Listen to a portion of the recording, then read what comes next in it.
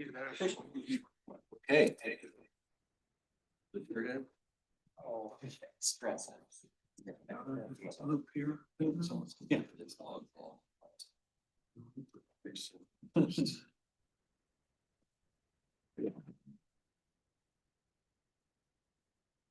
Test, test.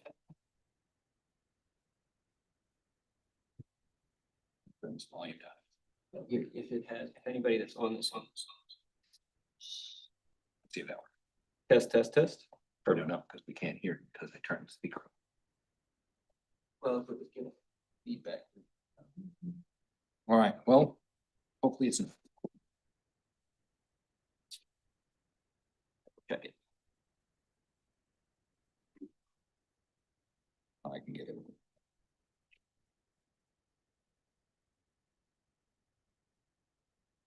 All right. Doesn't sound like it is, so I think we're good. Okay, welcome everybody to the May meeting of the City of Wildwood's Administration and Public Works Committee. This is the last meeting theoretically of this group of people. So I just wanted to say a real quick thanks to everybody who made it out and for all the work and stuff we've done here for the last year. I think we've accomplished quite a bit, and some of us may be back and some of us may not. We never know. We'll find out here in a few days, but you guys have worked really hard to do a lot of great stuff. So I am appreciative of everything that we have been working through. We've got a pretty decent agenda here tonight, so I won't take up too much time with any long speeches or anything. So we'll just start with our roll call. Councilmember Preston. Councilmember Mabry. Here. Councilmember Nyan. Here. Councilmember Farmer. Here, Councilmember Marshall. Present. Councilmember Bockert. Councilmember Vanek. Here. Councilmember Albers. Sure. all right.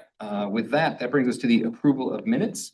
I didn't really see anything that jumped out at me. Mr. Marshall, you got any notes? I'll make the motion to approve the minutes as submitted. All right, motion made by Mr. Marshall. Anybody care to second the motion to approve the minutes? Seconded by Mr. Mabry. All those in favor, please say aye. Aye. Anyone abstain? Anybody, Mr. Vanek will abstain. Anyone say no? All right. Motion passes. That brings us to public participation. I know we have a couple folks here in the room. I don't think that we have anybody online. We have one online, okay. So for those of you in the room or online, I know most of you have probably already spoken at city council and things. Basically, it's the same kind of a deal. Just please give your ward if you're a Wildwood resident or where you're from if you're not. It's a time for you to speak and us to listen, so there's not a whole lot of engagement, but if you can keep your remarks to about 5 minutes, that would be great. And if you feel like somebody's already said what you're about to say, that's okay too. You can just say, hey, I agree with whomever, and we can move on, or you can say it again, however you want to do it. So with that, we'll start our public participation. Michael Sherman. We'll do online first or after? Maybe we'll do those last. We'll do that last, yeah. We'll do it. Put a pin in it. All right, good evening and thanks for the opportunity to address the committee once again. Michael Sherman here, Ward 1. And I think you all know that I lead the group Certified Bow Hunters of St. Louis County. And we provide no cost to your management by archery hunting for individual property owners, subdivisions, and businesses across the county. I believe the takeaway for this committee from the last city council meeting was to survey residents on their opinion for establishing archery only hunting on properties of 1 to less than 3 acres. If that's correct, then I have a few questions and concerns with the survey as it was currently written based on what was published in the agenda for this evening's meeting. For the most part, we're asking people to provide uneducated opinions. So I ask that you please consider my recommendation so our residents at least have more information easily available to them as they form their opinions. In the introduction section, I strongly recommend we start with an overview of how the city council suspended spending their city dollars on contracted out-of-town sharpshooters to cull deer. So the city could assess the possibility of using local bow hunters and save the city money while still managing our deer population. I also recommend we let the citizens know the city determined they would not contract or actively support using bow hunters, mainly due to liability concerns. But the city is considering establishing archery only regulations for 1 to less than 3 acre properties. I think this option for individual property owners to use bow hunters if they choose is a good one. And I believe in doing this, will give them a more detailed background on why they're getting the survey to begin with. Next, I just want to talk about section 9 of the survey, regulations and oversight. With the current questions, we may gain a little insight, but I don't see a scenario, nor do I recommend one, where we do not establish requirements if we allow hunting on 1 to 3 acres. I think any lawyer representing the city would agree. I have previously recommended we establish regulations like our neighboring cities to protect the city and the property owner. I also have concerns with these questions being deep into the survey, causing people to have the impression there will be no regulations or oversight when they're answering the previous questions. Going back to the property diagrams, they do provide a good visual for the people being surveyed based on property size, but without further references, in my opinion, and based on actual experience, they are very anti-archery hunting biased. The note at the bottom, in my opinion, is also very biased, and I'll read it. After being struck by an arrow, deer may continue moving a significant distance before stopping. Using the word struck, I mean, arrows don't strike deer, they're shot through a deer. And as worded, significant distance, in my opinion, intentionally exaggerates uncertainty and creates a false impression for potential negative outcomes. There are probably very few people in this room who have any experience in how far a deer will travel after being lethally hit by an experienced bow hunter. And based on my experience and having harvested over 200 deer in an urban environment, deer typically go 10 to 150 feet. And if we include in the regulations, the recommendations I previously made, will eliminate any issues when there are exceptions. It is good to note, though, that the example of the hunt stand location in those pictures actually complies with the setback requirements of all of our neighboring cities. And they do successfully allow archery hunting on those same size properties. After the images, we list a link for Wildwood's current hunting regulations, which currently do not address hunting, archery specific hunting on 1 to 3 acres. Again, with a focus on those 1 to 3 acres, I recommend we inform our residents and that our surrounding cities actually allow hunting on 1 to 3 acres. And maybe we could even add some additional context, like to successfully help manage their deer, put this in a more positive spin. I also recommend we include the links of each city's regulations. So at least our residents have the opportunity to go and review them for the factual information as they do their research. In section 5, didn't we already survey people about using white buffalo? I don't understand why this is in here at all. And because the scope of the survey was to get information about the 1 to 3 acres. And I think their support for sharpshooting in our city came back at like 16 to 18%, if I recall. Regardless of whether or not it's in there, please add a similar question for archery hunting, like, do you support the city developing regulations to allow archery only hunting on 1 to 3 acres, including requirements and oversight similar to our neighboring cities? That would be a good example of how I would word the question. And in my opinion, this would be a very informative question and target what the committee was asked to do. For section 6 and 7, archery hunting regulations and partial combinations, again, I think people need to know there would most likely be additional regulations and oversight like our neighboring cities. This is where I recommend we move the questions from section 9. For questions 12, 13, and 14, I also strongly recommend we add wording to include with permission from the property owner. This takes away any concerns people may have with perceived trespassing. Also, question 12, the third option says, do not allow archery hunting in residential areas. This needs to be removed as residential area is clearly defined. Instead, we include the question asking if they support or not the city establishing archery only regulations, and you'll get the answer that I think you're looking for. In my opinion, question 12 could be better worded as, if you were to provide written permission to an archery hunter to hunt your property, what minimum property size should be required? And their response options should be 3 acres, 1 acre, or unsure. The last recommendation I have is to keep response options across the survey or like questions consistent. The white buffalo question has 5 different responses, ranging from strongly support to strongly oppose. So make it the same way for the other questions where it would apply. Finally, by establishing archery hunting regulations for 1 to 3 acres, we give individual property owners a means and actually some responsibility to help manage our deer herd. If they choose, they could find and work with bow hunters they are comfortable with. It's simpler, it's simply another tool in their toolbox, and we wouldn't be forcing anyone to use it, and there would be no contracting or direct relationship with the city. On the contrary, we can continue with the status quo, then we can't expect a better outcome when it comes to managing our deer or being fiscally responsible for our city dollars. Again, appreciate the opportunity to talk and happy to answer any questions. So thank you. Luke Schumacher. All right, good evening. My name's Luke Schumacher. I live in Chesterfield/Wildwood. I'm right off Wildhorse Creek in Ballard Forest neighborhood. So sometimes my address says Wildwood, sometimes it's Chesterfield. So thanks for having me today. I am also a group manager for the Suburban Bow Hunters in the Wildwood area. My main goal is to propose a return to the fundamental principles of hunting and wildlife management within the city of Wildwood, with a renewed focus on deer management efforts and revolve around ethical hunting practices and accurate harvest numbers. As Suburban Bow Hunters of St. Louis County, we pride ourselves on being deer hunters, not cullers. A key component of this proposal would be an implementation of a mandatory deer check-in system following each harvest in the city of Wildwood.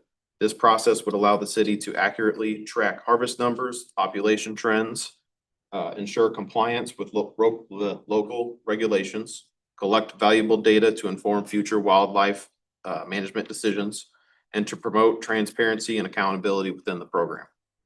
The system would also require hunters to report key information following each harvest, such as date of harvest, hunter's name, the ward in which the deer was taken, sex of the deer, and photo if possible. You'll see that a lot, and that's kind of what we already do with Parker Valley, Baldwin, Chesterfield. This data collection process would also give the city a clear and more complete understanding of total harvest activity across all areas. With accurate and consistent reporting, the city can better monitor population trends, make informed management decisions, and ensure the health and stability of the deer population for years to come. We believe that a well-regulated bow hunting program paired with a robust reporting system can provide an effective and ethical solution to managing the deer population while also engaging responsible members of the community. A great start to this would be to seriously look at the minimum acreage for bow hunting. I understand that Wildwood has many lots with more acreage over Chesterfield and Baldwin. However, to have bow hunters and rifle hunters abiding by the same minimum acreage rule is crazy. The only difference now that I see is stand location to houses, which makes sense. You got a firearm, needs to be farther away from a house compared to a bow. Any change here would be a great win for bow hunters, and in the end would really help us to get into more of the heavily populated deer areas. If we can't make 1 acre happen, then even a 2 acre minimum would be a plus if we're able to add parcels together. The past city's deer culling programs accounts only for deer removed through those efforts and does not include harvest by local deer hunters. This incomplete data creates a misleading picture of total deer removal, increasing the risk of overharvest or improperly targeted management actions. As a result, current practices may unintentionally contribute to the decline or imbalance of local deer population rather than supporting its long-term health and sustainability. At its core, hunting has always served as a primary and effective tool for managing wildlife populations in a sustainable and ethical manner. By utilizing all deer hunters who hunt within Wildwood, the city has an opportunity to shift towards a more natural and balanced approach to deer management, one that prioritizes conservation, stewardship, and community involvement. We would welcome the opportunity to work with the city to help develop this program, including establishing guidelines, safety protocols, and reporting procedures to ensure its success. Thank you for your time. I'm going to pass it on to James. James Schunemeyer. Thank you all for your time. I'm James and I'm from Ward P for Pacific. So I'm not quite here, but I'm real close. I'm also with the Suburban Bow Hunters, and there's 2 things that I'd like to talk to you about tonight, and they're both on the deer hunting feasibility report that you all put on your website. And first is, you'll hear that there's a common theme, it seems like with everyone here, it's reducing the minimum requirement for 3 acres to 1 or something lower to make it more feasible for us to get in these spots where we need to be able to harvest deer. You should have a map. And this map should look familiar to you because it's two of the maps that you provide on your website just combined. And these are known deer accidents that have happened where the deer either was euthanized or not, but there was a car accident and all these dots. And it's overlaid over the top of the map that shows the red zones here where we don't allow deer hunting because the parcels are too small. So you'll notice there's a ton of car accidents that are happening in the areas where we need to be taking deer out. So one of the takeaways, and I thought the report was great, by the way, the deer feasibility report, but I just thought that this was something that might be able to help change your mind on this part of it, as far as us being able to do that safely and where we need to. So the second piece that I wanted to talk about also was reconsidering recommendation. The recommendation in the end was that the liability that might come in with contracting local hunters or local hunting group to be able to help, take deer and thin the population. Our group, we have a lot of experience in the neighboring areas. And what you need is a specific thing done, which is you need folks that have skills and ability to take deer out on these smaller parcels next to roadways. And our group does that year in and year out and been doing it for decades. So we have a lot of skills in that area and we're well suited for the job. So with the liability as well, the liability concern that was in the report, the city's already shown that they can safely partner with a wildlife management organization. White Buffalo reported they removed 661 deer with 661 shots and no incidents. So the difference is they're using firearms. So as far as partnering with a group like ours, well, you're partnering with a group you have in the past. So as far as liability is concerned, I don't see how that would be increased. In fact, I feel like it would be decreased. The reason why they're using high-powered weapons and what we're using is bow and arrow. This room is not much further wide than the shots we're taking on the deer. In a typical deer stand setup, we're shooting from elevated position and the arrow might travel, it might be 10 feet behind the deer and into the ground. So where a bullet can travel miles. So I mean, there's a big difference between what we're doing and what we can accomplish both safely, but also more effectively, because we have a lot more people and a lot more time. So we can deploy people into these red zone areas and thin the herd with a lot more hands and help than what they can do over a week or weekend with a corn pile. So I believe partnering with us would be a wise choice for the safety of Wildwood. Another thing to consider too is their insurance policy. Their insurance policy is the $2 million policy that we have. So White Buffalo, as far as liability is concerned, from the report saying that there would be a liability with working with local hunters or a local hunting group, I believe there wouldn't be. I believe that it would be the same liability you've already taken on, but it just at a lesser degree.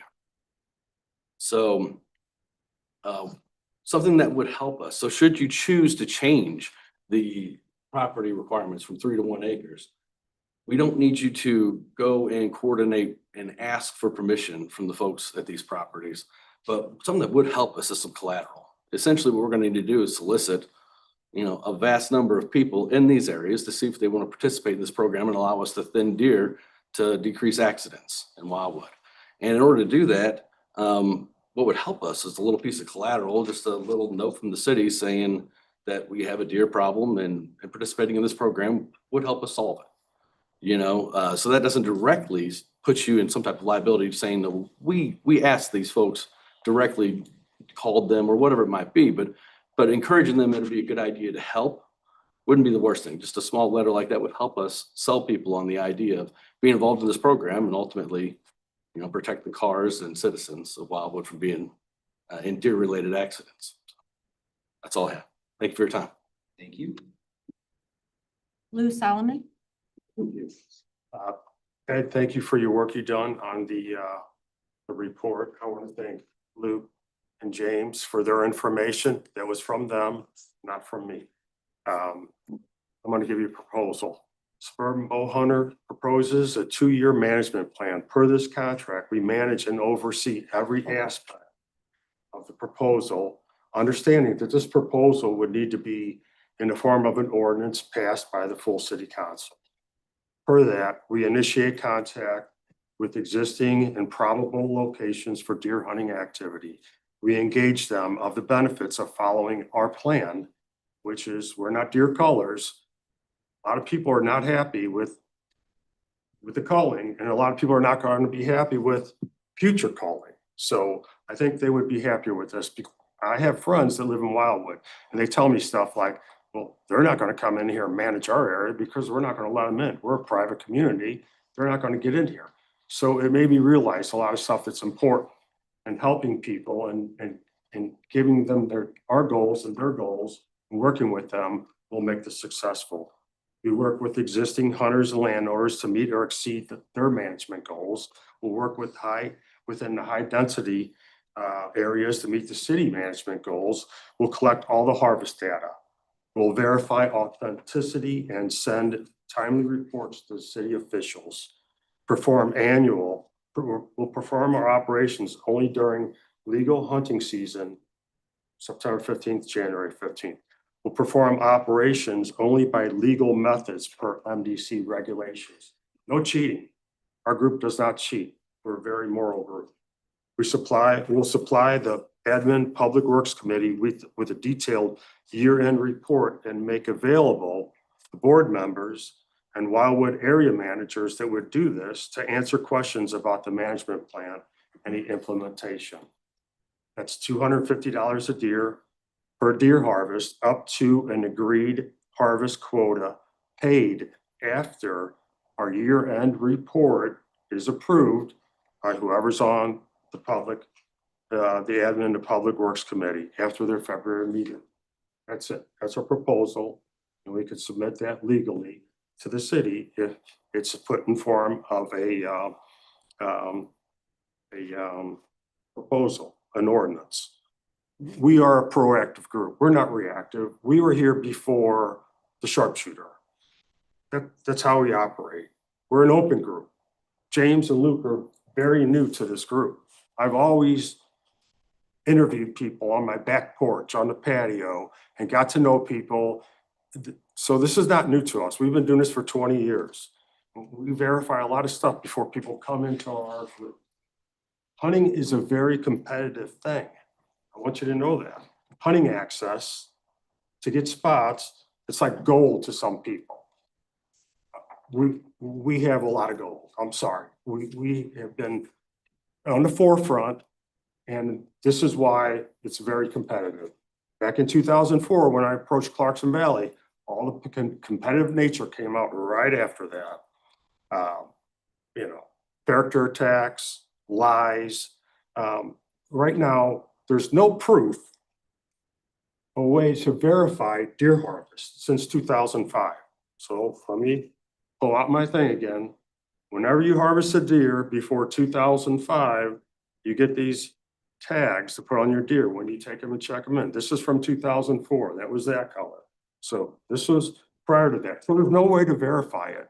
So what I do on my Facebook page is I post photos of deer heads that have been harvested. That's one way to verify, but we have many other ways, and that's in our proposal. Okay, so recently somebody made a post. We got about 30 seconds. They will do no kill photos, no blood, no redneck. So I think it's a direct attack on us. Everybody looks at us in a competitive nature, and they want to try to make us look bad so they're successful. So they acquire hunting spots. And are you going to know the results if that goes that way? I don't know. But if we do it our way, you will have verification of everything that happens in Wildwood. And even property owners that, like my friend that lives in a subdivision, oh, we're private, we don't want anybody to know. We would work with them to convince them, because people probably don't want to tell that they harvested deer. Deer harvest, so you know exactly what is going on in your neighborhood. Thank you. All right. I guess.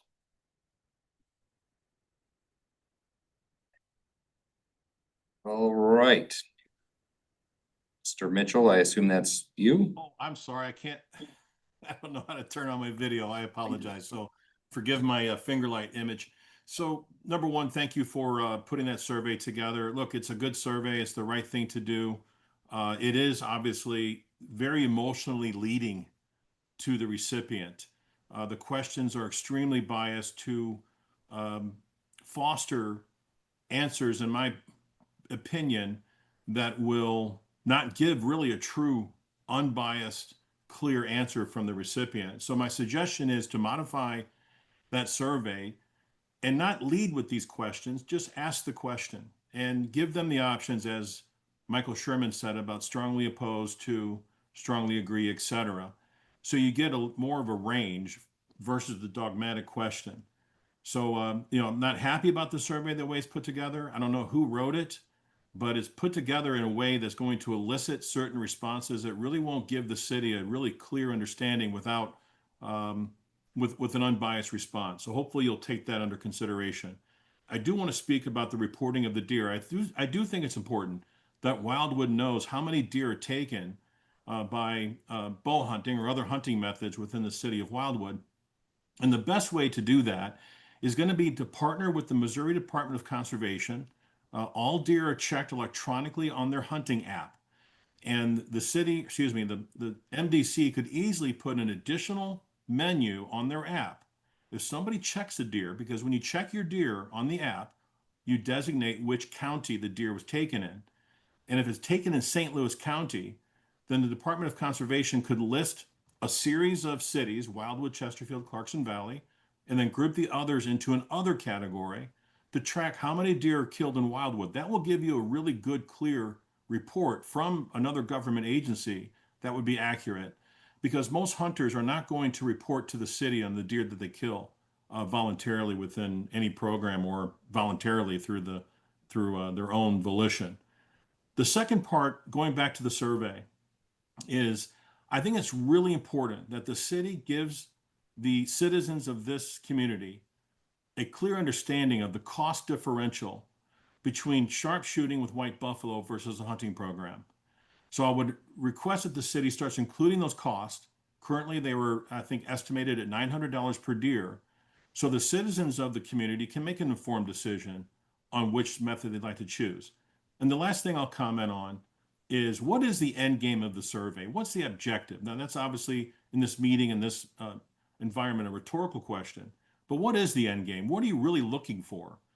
If you're looking for a basis to determine if you should lower the acreage to 1, then that basis should be 16%, because that is the number of respondents, the percentage of respondents who agreed with a sharpshooter program. 16% agreed with it, yet the city moved forward with it. And so that means 84% did not agree to it. So that'd be my last comment. Make sure that you include the cost and decide what is the basis for moving to 1 acre. And I will promise you, even white buffalo can't get on these smaller parcels. This is where you need to take care of these deer, in these smaller parcels that are more densely populated by subdivisions, HOAs, etc. And archery hunting is definitely the most practical method to do that. And that's already been proven through Mike Sherman and his group with the surrounding communities. That's all I've got. Thank you. All righty, thank you. Ms. Clark, I see you're online. I don't know if put your hand up if you wanted to talk. I don't know if you were just watching as usual. All right, well, we'll assume that she's just watching. So if there's nobody else, then we'll go ahead and close our public comment. Thank you, everybody, for coming out this evening and sharing your thoughts. There is a couple of quick things I do want to do just to get the right facts and figures out there. So Mr. Lee, because this has been a thing that has happened now a couple times, I think it's important that you explain how these proposals actually happen. Yes, thank you, Chair.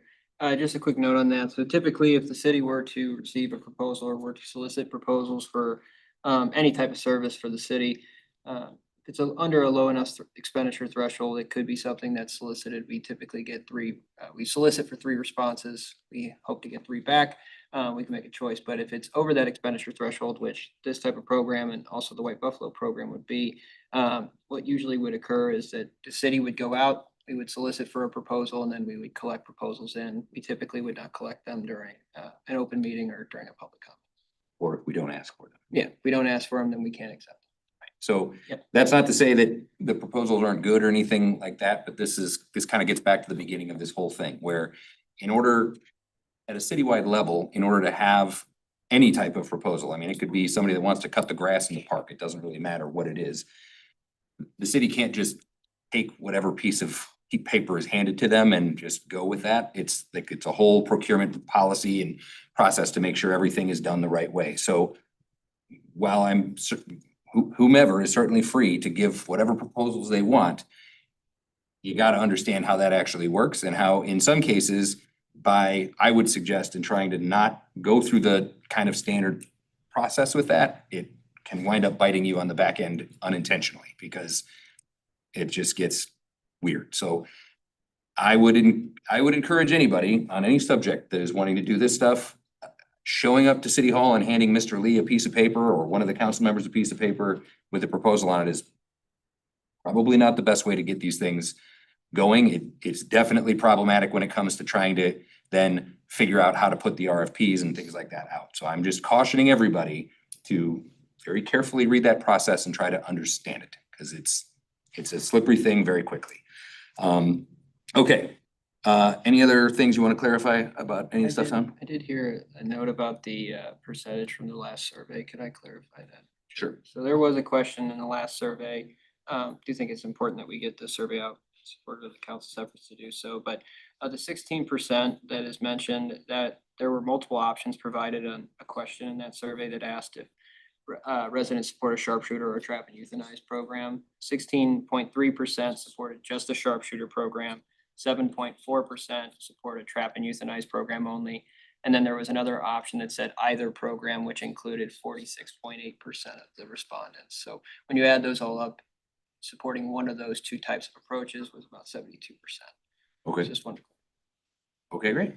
Okay, with that, we will close our public comment and we will move on to our first item, which I think should take just a little bit of time, and then we'll get to the deer thing, which you guys are hanging out for. So first thing up is the update on the reflective beacon, I guess, flashing beacon at Clayton and Dartmouth over by Lafayette.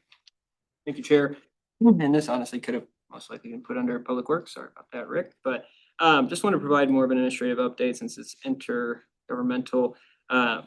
Last year in February, I'll go a little bit further back, in late 2024, we had a group of residents that came out and requested to look at the safety conditions at a crosswalk at Dartmouth Crest and Clayton Road.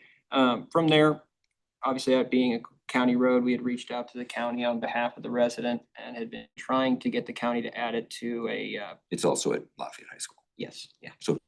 Two Yes, groups. 2 groups, yes. But they had a neighborhood safety improvement program that they were gonna bundle this project potentially. Eventually, they got back to us in February of 25, confirmed that this project was added to their list of improvements. Was supposed to be scheduled to be completed before the end of 2026. So at that point, we allowed them to kind of get the time and flexibility they needed to get their ducks in a row and bundle the projects accordingly. We had not heard back from the county, and the city team had been reaching out to them a few times to get an update on the status.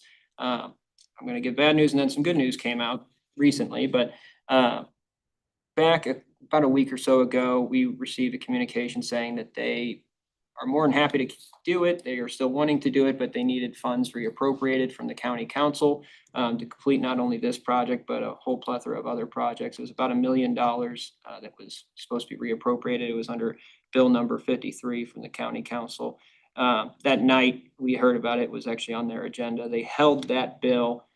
So then, the city had reached out to our county councilman to request information on what the status was and if there's any traction on moving that project forward. And we did get a response back that is going to take place as of right now.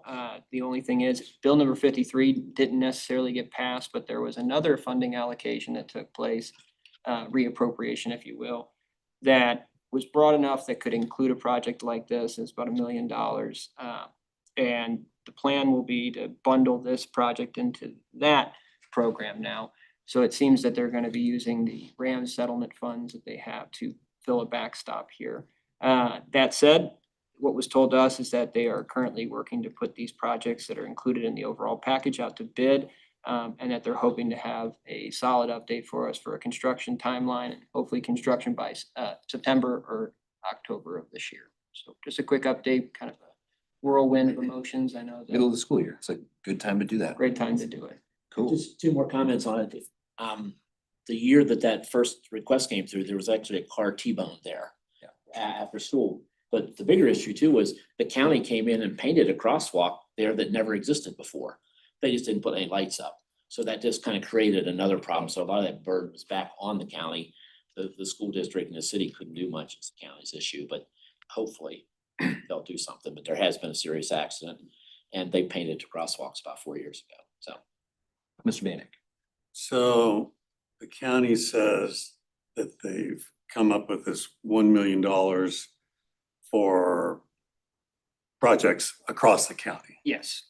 and the RRFB Yeah, this is RFP just a portion of that $1 million. How much is the RRFB going to? The RRFB, I mean, we've done one before.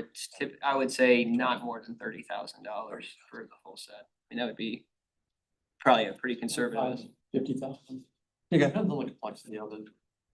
Yeah, but that $1 million, that's the one piece of it, which is of the million. Quite a bit more that they're doing. All right. Anybody have anything else? You need? No action. But we will keep an eye on this, and as we see updates in it, we'll keep us informed. If we hear anything negative, the reason why we wanted to include this originally was to make sure that if they did decide not to pass anything, that we were gonna recommend having some type of resolution or something to request that it be added back in, but seems like it's being handled. Okay. All right, that brings us to our deer management and hunting regulation survey, and Mr. Lee and I were talking a little bit about this before the meeting, so I just did want to clarify a couple things because I know we did have a couple comments about it. So the survey that you're seeing is the idea of the survey, it's not the actual survey. So all of those questions and the ordering and all of that comes down the line here once we get this other side figured out. So it's really less about the goal of the survey, in my opinion, based on what was passed, was to try to keep this as neutral as possible. So that would be my recommendation with any of these questions, is to try to keep it as straightforward as it possibly can be. But I'll let Mr. Lee take it away. Yes, just to hit on that same point, yes, the survey is not ordered in the way it's gonna be. This is not like the final draft or anything. The idea tonight was the department was putting together information that to give the committee here and eventually the council an understanding of what does this survey look like. Tonight, there's a question on here that, hey, let's strike that or let's rephrase it. We want to hear that feedback tonight. That's a big portion of tonight's purpose. So I do appreciate the feedback from the group and everyone that came in for public comment. But just to provide a little background, at the last meeting, we had the feasibility report. We reviewed that, went to council. Key conclusion there was that we would not be necessarily engaging and contracting with the local archery hunters, but the other side is that side of it was that we wouldn't also go after and get property access for them. On the flip side, there was a discussion about the 1 acre minimum rule, about our current regulations with regard to archery hunting. And a lot of the council had asked, we just don't have a lot of the data that maybe wanted to fill in the gaps to see if this is something the community would want to pursue. So that said, the motion from the last meeting at the council was to try to get a third party involved to handle the statistical side of this, also the framing of it, and then also try to find a third party to help with the drafting of questions. We've done one of the two. We've tried the first, but we're trying to get a hold of MDC to help review the survey questions that have been listed here tonight. to see if there's any feedback that they would give, and we bring that back to you, to this group as well. But then the secondary component was, we had a solar survey that was conducted back in 2024. A professor over at St. Louis University had been kind enough to work with us on that. And the survey actually ended up working really well. We were able to get the answers we needed. The city itself didn't handle the data input for these mailed back surveys, which we'll get into. And generally, the sampling and everything was done by this third party to keep the control mechanism outside of the city.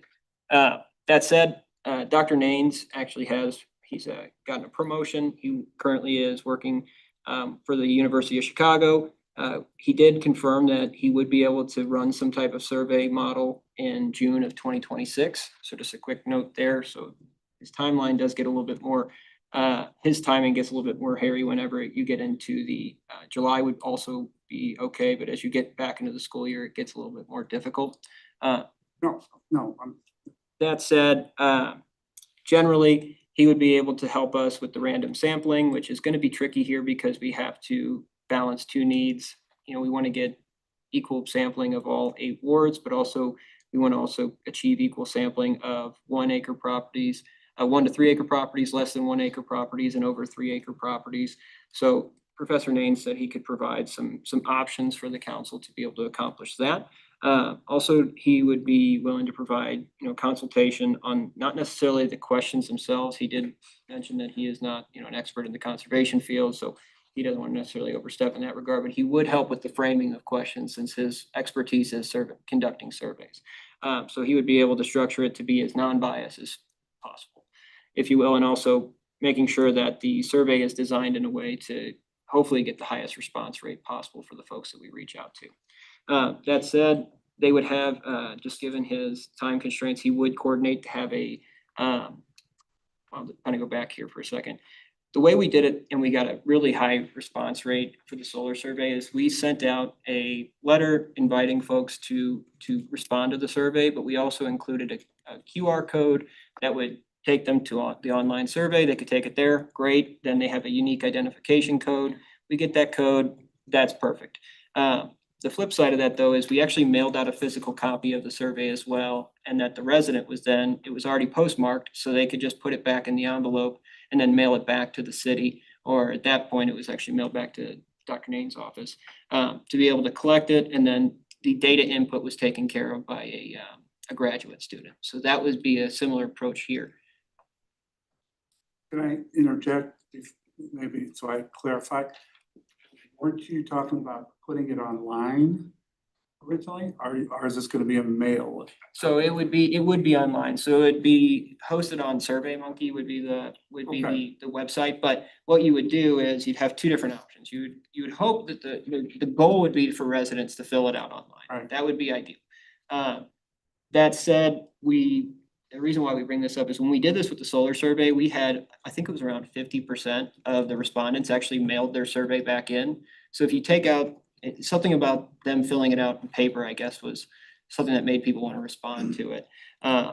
So that was the question we can ask tonight. If it's something we want to keep online only, we would still send a letter out to invite them, because the key here is having this unique identification code and then IP address tracking.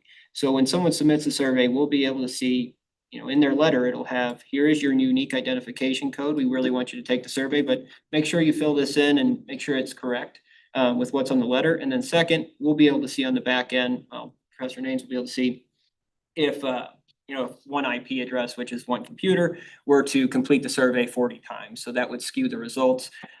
Same with the access code. If you had 40 submissions under one access code, it's the same individual.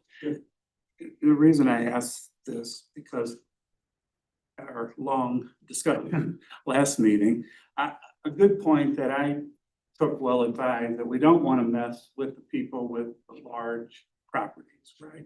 So if we were going to mail, I don't think we even should mail it to those people, 3+ acre people. I think, I don't necessarily disagree, but I think the only concern is if we wound up doing something for the smaller parcels, the likelihood of having to bring in permitting becomes stronger, and having not gotten feedback yet from the city attorney as to whether we can Well, that Just was partially do that. that was in my questions, if we can, Yeah. and it's still no answer, huh? So I think I think the biggest question is, what we definitely don't want to do is, I don't know if disenfranchise is the right word, but what we definitely don't want to do is disrupt people that, as Ed said last time, have been doing this for Right. decades on their large properties, and now we add a whole nother layer of stuff into it. And then there's also the confusion, which we see all the time, which is, well, if you only have it in one place and not the other place, some people don't know which one is what, and then who is doing the enforcement and what winds up happening. It just becomes.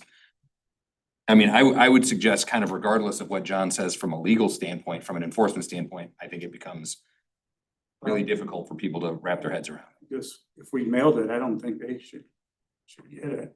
And if they would, I think it has to be abundantly clear to them that this does not affect your property, you know, these large parcels. It it has to be clear, because I'm just taking this from, I know, Ed, you really made a strong point about that you don't want to mess with these people that. I think that's the problem, is legally, we Right, can't say because you live in Ward 4 and 5, you Right. have to file these documents. And if you live in Ward 6, you don't have to file with the city any permits or anything else. That I don't think you're allowed to do. well, It's kind of like we Well, can't it's tell not people. dependent on which ward you live in. I'm just saying Right. that it's the acreage, but you can't just Yeah. survey wards that have Yeah. small acreage. You gotta Right. go to all of them to do the same thing. And then maybe they could come out with a different way.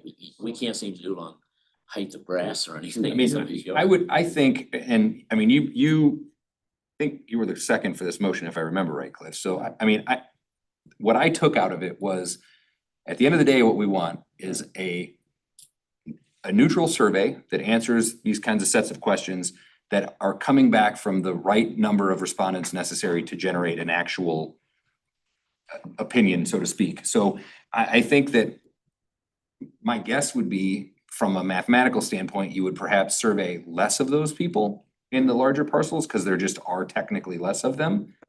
But I'm not the survey mathematician, so I don't know. and if I'm jumping the gun here too much, let me know. If there's gonna be some type of beginning statement on this, I think it should say what the city has been doing and how much it has costed the city to do this, and all the numbers of the deer that have been culled and everything like that. And then also work that in towards why we're doing this, because there's another alternative to this by the bow hunters.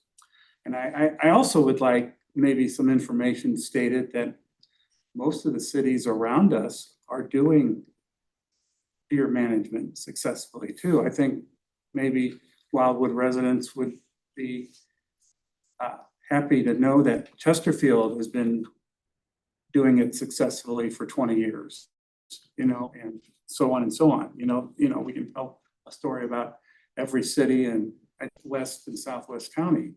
We're the only ones kind of like the rogue here, so to speak. So I would appreciate some kind of introductory statement, if possible, to describe why we're here, so to speak.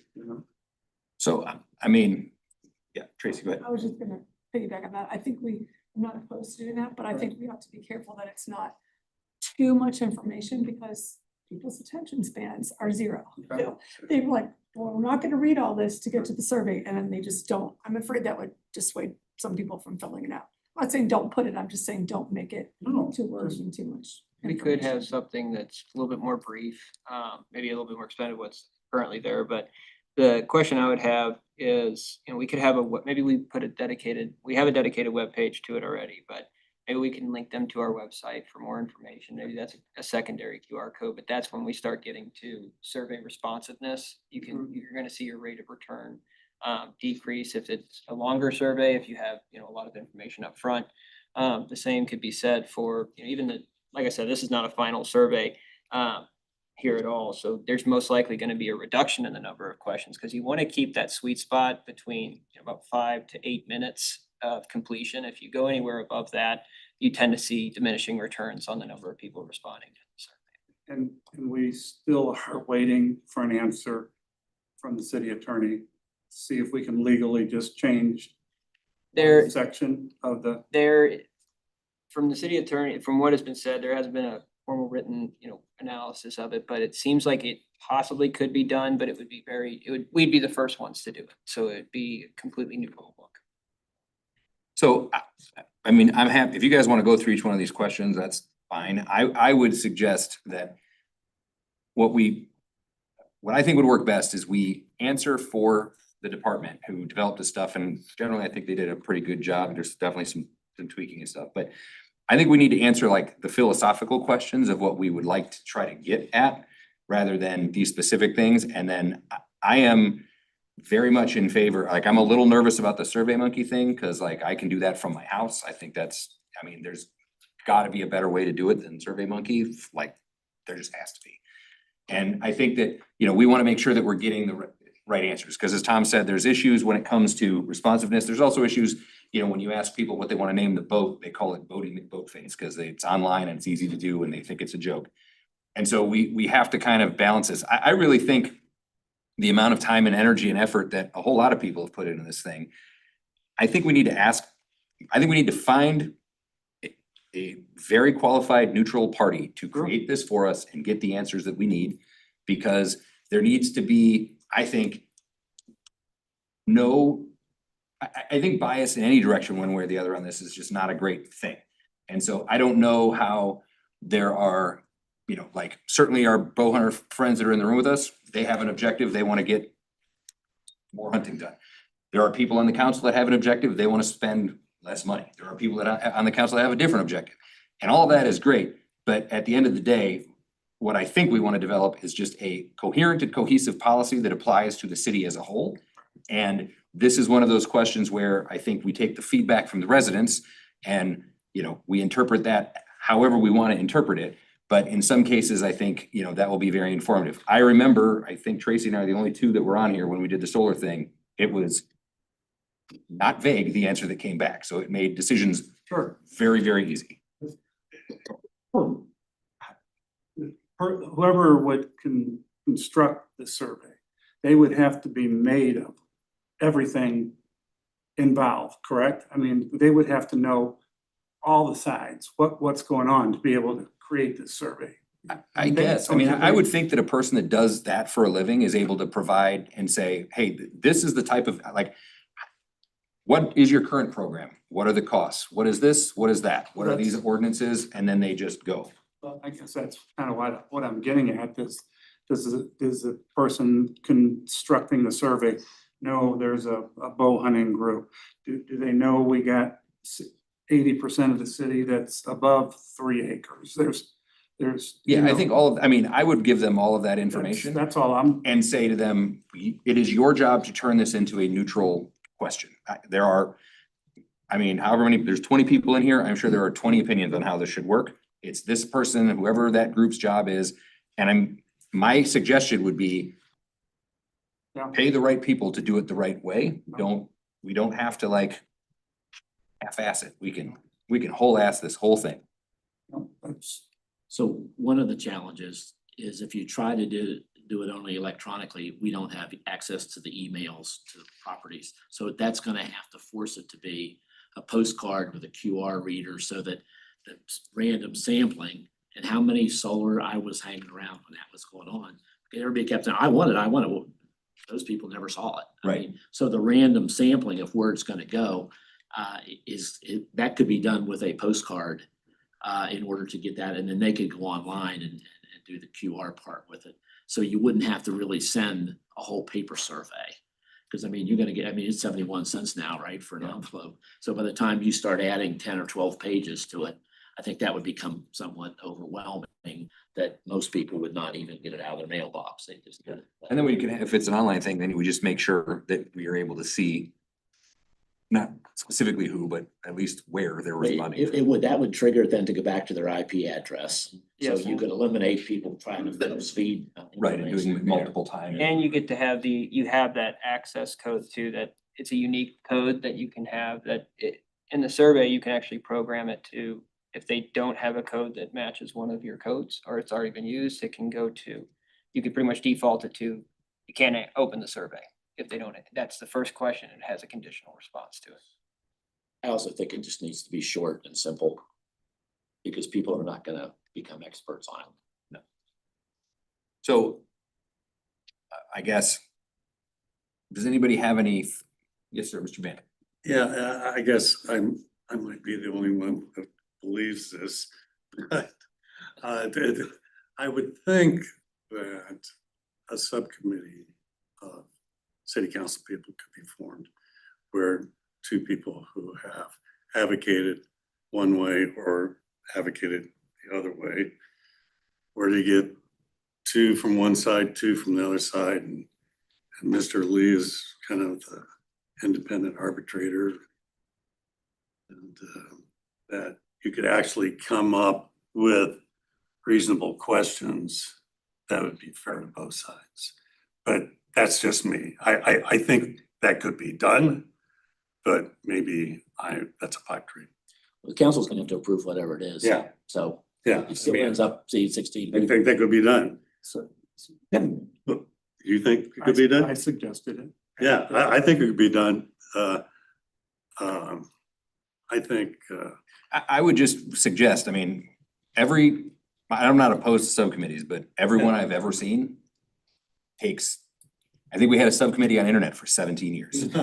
no. this would be We've had a one subcommittee meeting. on the watershed for 7. Lock them in a room and you won't I let them think, out. I think you get 4 to 6 people for one meeting, you could get this. Well, Oh, yeah. But the issue, this would be my only concern on that, is the 4 people coming out of that room very well could reach an agreement. They have to then convince the other Oh, sure. 12 or a larger Sure. portion of that, Sure. Oh, yeah. which, you know, I somewhat think, and I could be wrong on this, that if we're investing in an outside group, which is what we do on a lot of stuff, and that is what we pay them to do, I think that council members are more than likely going to have a more difficult time delaying whatever that is because they just don't like the answers that come back or whatever. But I mean, as Ed said, I mean, I think we can certainly ask. I don't know.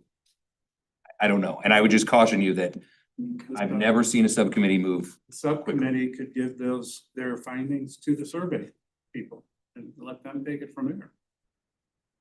Yeah, I guess. Right. Right. I'm just saying that's I'm, one extra step in I'm for people that are very concerned about the expeditious nature of this specific thing, that is a good way to slow it down. well, That would be my suggestion, but Yeah, Chair, yes, sir. just comment,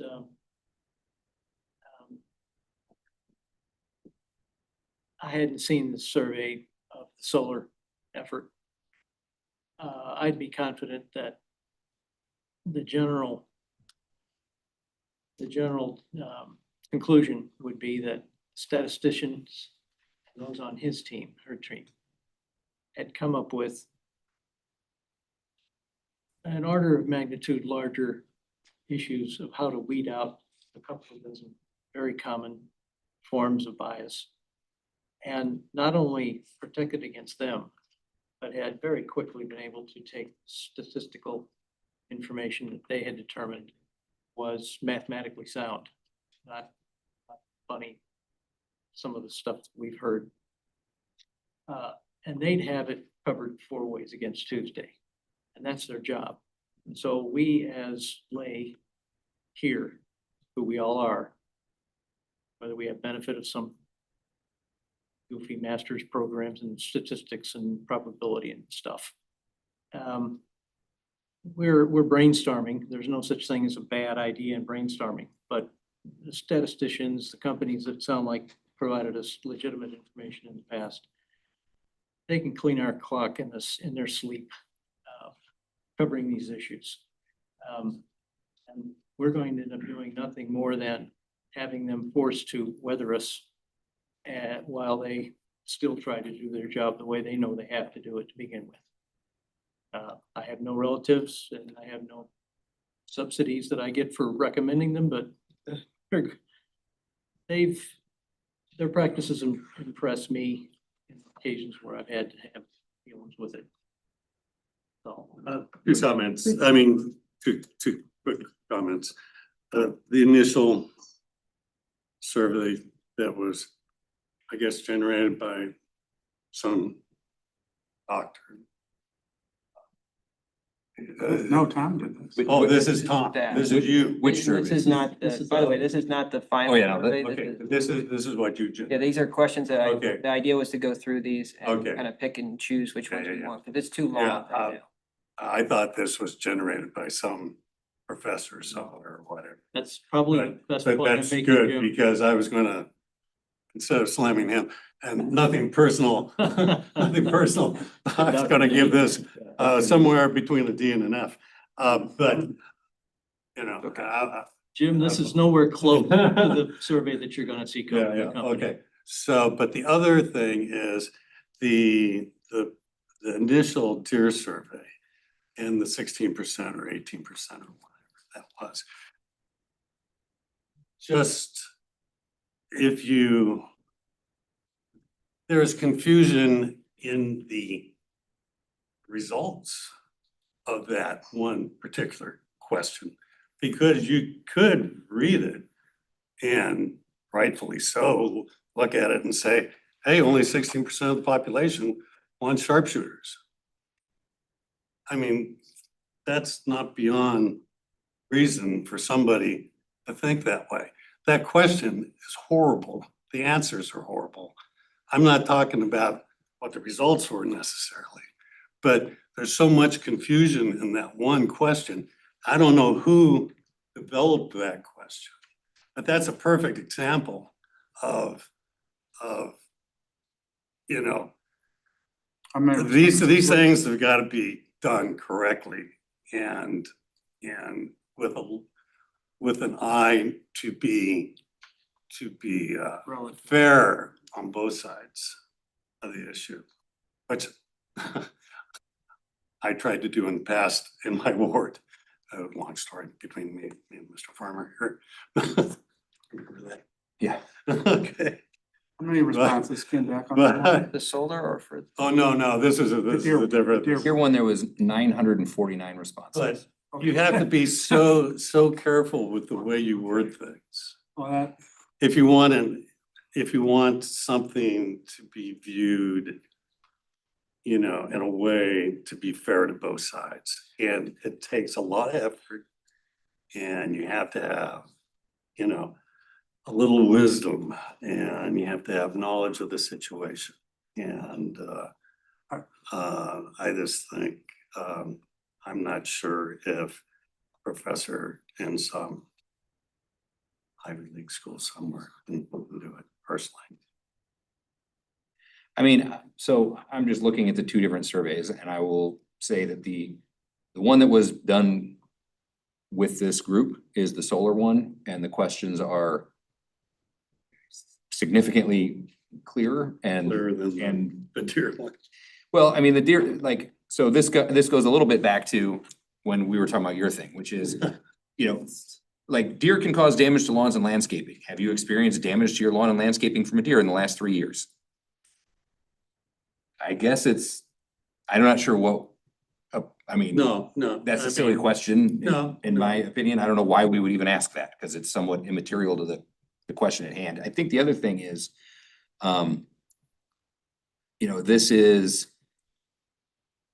these respondents on the deer management one were heavily almost 62% were in the smaller parcels. So, I mean, that's a good chunk of who would open up this new thing anyways. So, I mean, I would almost include, if we were to do this, I would give this to whomever, if it's the group you guys want to have or whatever, and just be like, this is the information that we have. And I don't know that a lot of this is super helpful anyways. But the solar one is certainly formatted and framed significantly easier to understand. Yes. And that is the better way to do it.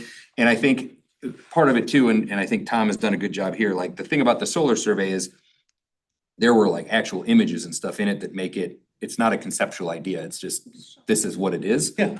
And I don't know, I think you have to do that for sure.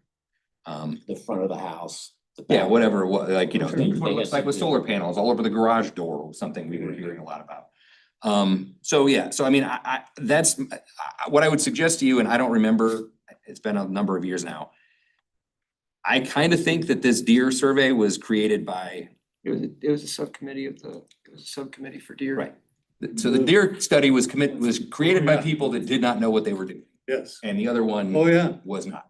yeah, but I would be interested to know who was on the subcommittee that developed it. You know, and I mean, it would have, I don't oh, know. that was your, raising your hand. It was But, It was residents, wasn't it? No, it was a subcommittee of the Board of Public Safety, but Rick obviously was there as. a yeah, representative. I'd be curious to know Well, if they were Just let, pro deer hunter or anti. you just let these, I mean, I think you just let the experts do it and doesn't mean we have to agree with agree with it, it, you know? Yeah. right? agree with that. So I mean, I would suggest, and Tom, tell me if you would like something different. I mean, I think it's important that we give Tom the very general concepts of what we want to have answered. And then I would suggest letting the experts figure it out from there, but that's a different conversation and we can have that. We can't make that decision anyways. That comes from the council. So I mean, I would say it probably makes sense for us. Council decides. Well, but just to say, here's philosophically, these are like the 5 things or whatever it is we think are important to get across. And if you guys, if the full council agrees with that, great. If they want to add other stuff in, also great. And then we can figure out how you want to do that. If it's a subcommittee going to the expert guy or just the expert or. How many questions were on the solar survey? It was less than a page. It was like 1 page, and I think that's. I think that was one of the reasons you got such a big return. People look at it really quick. I'm interested, not interested. And even then, when the results all come back, you still got to convince 16 council people which way you're gonna go. I mean, that was a big pushback then. You know, and that's just a couple percentage of our population. It was 3 right? questions. Right, I mean, that responded, right? Yeah, so for I mean, the, If we got a 5% response rate, that would be. that's So the importance of random sampling. So with the random sampling, it was a 5-question, here's how it worked. It was a 5-question survey of residents. They created the survey and then the city council approved what the survey was going to be. So it's not like we just set it and forget it. They came back before it went out. It was implemented by the independent consultant. Representative sample of 676 residents had a 56% response rate, randomly selected 150 households in each of 8 wards, mailed letter of invitation, option to take the survey online or via a provided paper copy, which was pre-stamped. Opt-in survey available to all interested respondents. Link was posted to the city website. And then there was, I mean, really pretty basic questions. And I mean, I don't know that it needs to be more complicated than 5 or 6 questions anyways. But I would say that's up to, I mean, I would lean on these people to tell us this is what you need to be able to get the right kind of answer. So that's just, I mean, And it's gotta be really clear to people who don't know. I mean, it's kind of like the fact that you're not gonna be able to question people about their concerns about how you deer hunt. yeah, so like They're not gonna know. one of the questions is, in your opinion, should residents in your neighborhood be allowed to install traditional roof-mounted solar panels on the front of their homes if those panels are visible from the street? Yes, no, no opinion. And it was a very resounding yes, but like that's the simple, like sometimes I think when you get into too much into the weeds and you provide too much of an answer capacity, you're gonna just get a whole bunch of like, we're gonna give you 1 to 5. Well, everybody picked 3. So now what do we do? Well, So I would maybe what we do, or I might suggest if you guys think this is a good plan is, you know, these surveys, we could just put them in the packet for whenever we're gonna talk about it and just say, you know, this is what we think we would lean towards, but I mean, that's what the work session's for, is figuring that all out. well, I mean, I would have to interject if we leave it like this. I would be affected by this survey if it told me to hit a little bit of why we're doing this and the history and kind of what's caused us to generate this survey, you know? If it's just put out like this and there's. I think that's what the letter of invitation is it's explaining what, like, why are you getting this? Yeah, That's where I think that comes in. okay. If there's no mention about we've used White Buffalo. And, you know, we're pursuing, maybe, we're being pursued that use bow hunters now, you know, I think obviously there should be some kind of explanation of how we got here to present this survey. Not all of a sudden, here's a survey that asks 5 questions and nobody knows really the base behind that. When did it change your mind, Bob? Well, You knew all those facts? What have to? When did it? the questionnaire is, what do people want? What do people favor? And they're going to have grown to however old they are in years. Yeah. And we're not going to re-educate them successfully. We're going to attempt to re-educate them. We're going to attempt to provide them an immense amount of insightful background that we think they should really appreciate, but they're never gonna really. They're never really gonna understand it. They don't wanna understand it. They got a lot more important things in life to do. So what, I said I was turning the preachers off, but people who do statistical analysis, there's nothing random about it. It's scientific, and it's people in ivory towers, as much as we get a kick out of criticizing them. I'm just saying, if I was presented with a simple survey like this, without any background, but if you're saying there's a letter that comes with it, then I'll leave it like that and hope that explains I mean- some of the things I'm concerned The about. best thing I think that could happen to the bow hunters, to White Buffalo, to the citizens, the residents of the city, Mhm. and to the council in making a good decision is get out of this business of trying to second guess what a good questionnaire is going to be to get valid responses back. No outside influences, no fuzzy math, no dog whistle barking words at anybody.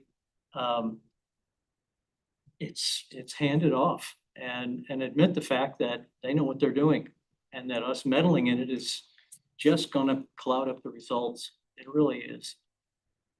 Yeah, so I mean, I think we should probably, if we can, we should probably find like what the actual invitation was previously, but this is suggesting based on some of, I guess it's Dr. Nain's previous stuff is, Dear Wildwood resident, the city of Wildwood is conducting a resident survey to gather community input on deer management and archery hunting regulations. Your household has been randomly selected to participate as part of a statistically valid sampling process designed to represent residents across all 8 wards and range of property sizes. Your response will be used to inform future city council deliberations. No decision has been made regarding any changes to any current regulations. The purpose of this survey is to solely understand resident perspectives before any policy action is considered. This survey was developed with the assistance of Professor Matthew Nains, Associate Director of the Department of Political Science at the University of Chicago, who will conduct independent statistical analysis of the results. Your participation is voluntary. Responses are anonymous. Only one response per household will be accepted using the unique access code provided below. The survey takes approximately 5 to 7 minutes to complete and can be submitted online or by returning an enclosed hard copy to in the prepaid mailing envelope. Your unique access code is this. To complete the survey online, visit here. The survey will remain open through this date. Results will be presented to the city council at its upcoming meeting and will be made available to the public following that presentation. Thank you for participating in this process. Sincerely, the City of Wildwood Administration and Public Works Department. Yeah, Chair. Yep. The next sentence, the last sentence is there's a more detailed online website. Yes. Source of information for additional background for anybody who gives a ask. Yeah, I mean, I am somewhat of the opinion, and I could be wrong, that these guys are going to send out a survey and it'll be like this. I mean, there weren't a huge number of people clamoring about this solar thing like publicly. And so they set this out and I mean, the results happen to be what I figured they would be. But I mean, I'm with that. Like I never talked to anybody that got. And it was right at the same time when the state said the homeowners association couldn't control it anymore. Right, there was that, and then there was like a Before the some kind of a definition tax said thing too, so, but like, I don't know that the issue was particularly well done. I think that's kind of this thing, it's like, you know, the question isn't, the question isn't, are we changing, we're not changing hunting regulations necessarily.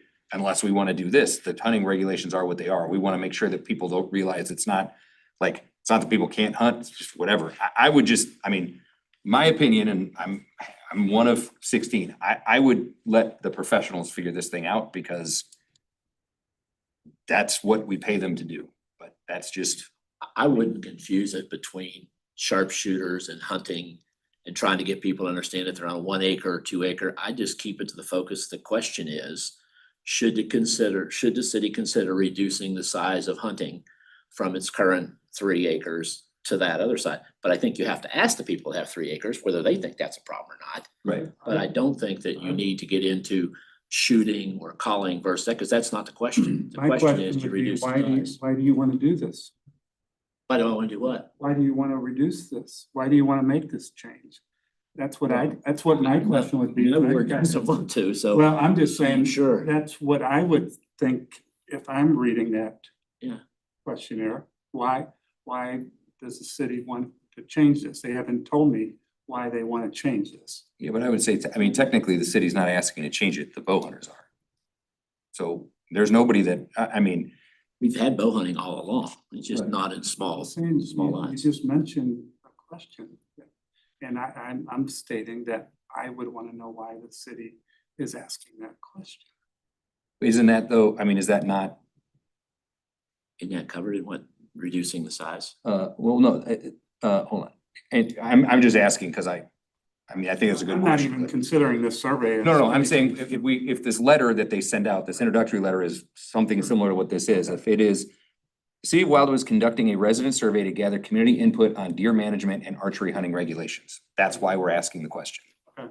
I mean, that would be my take on it, but I Okay. could be wrong. It's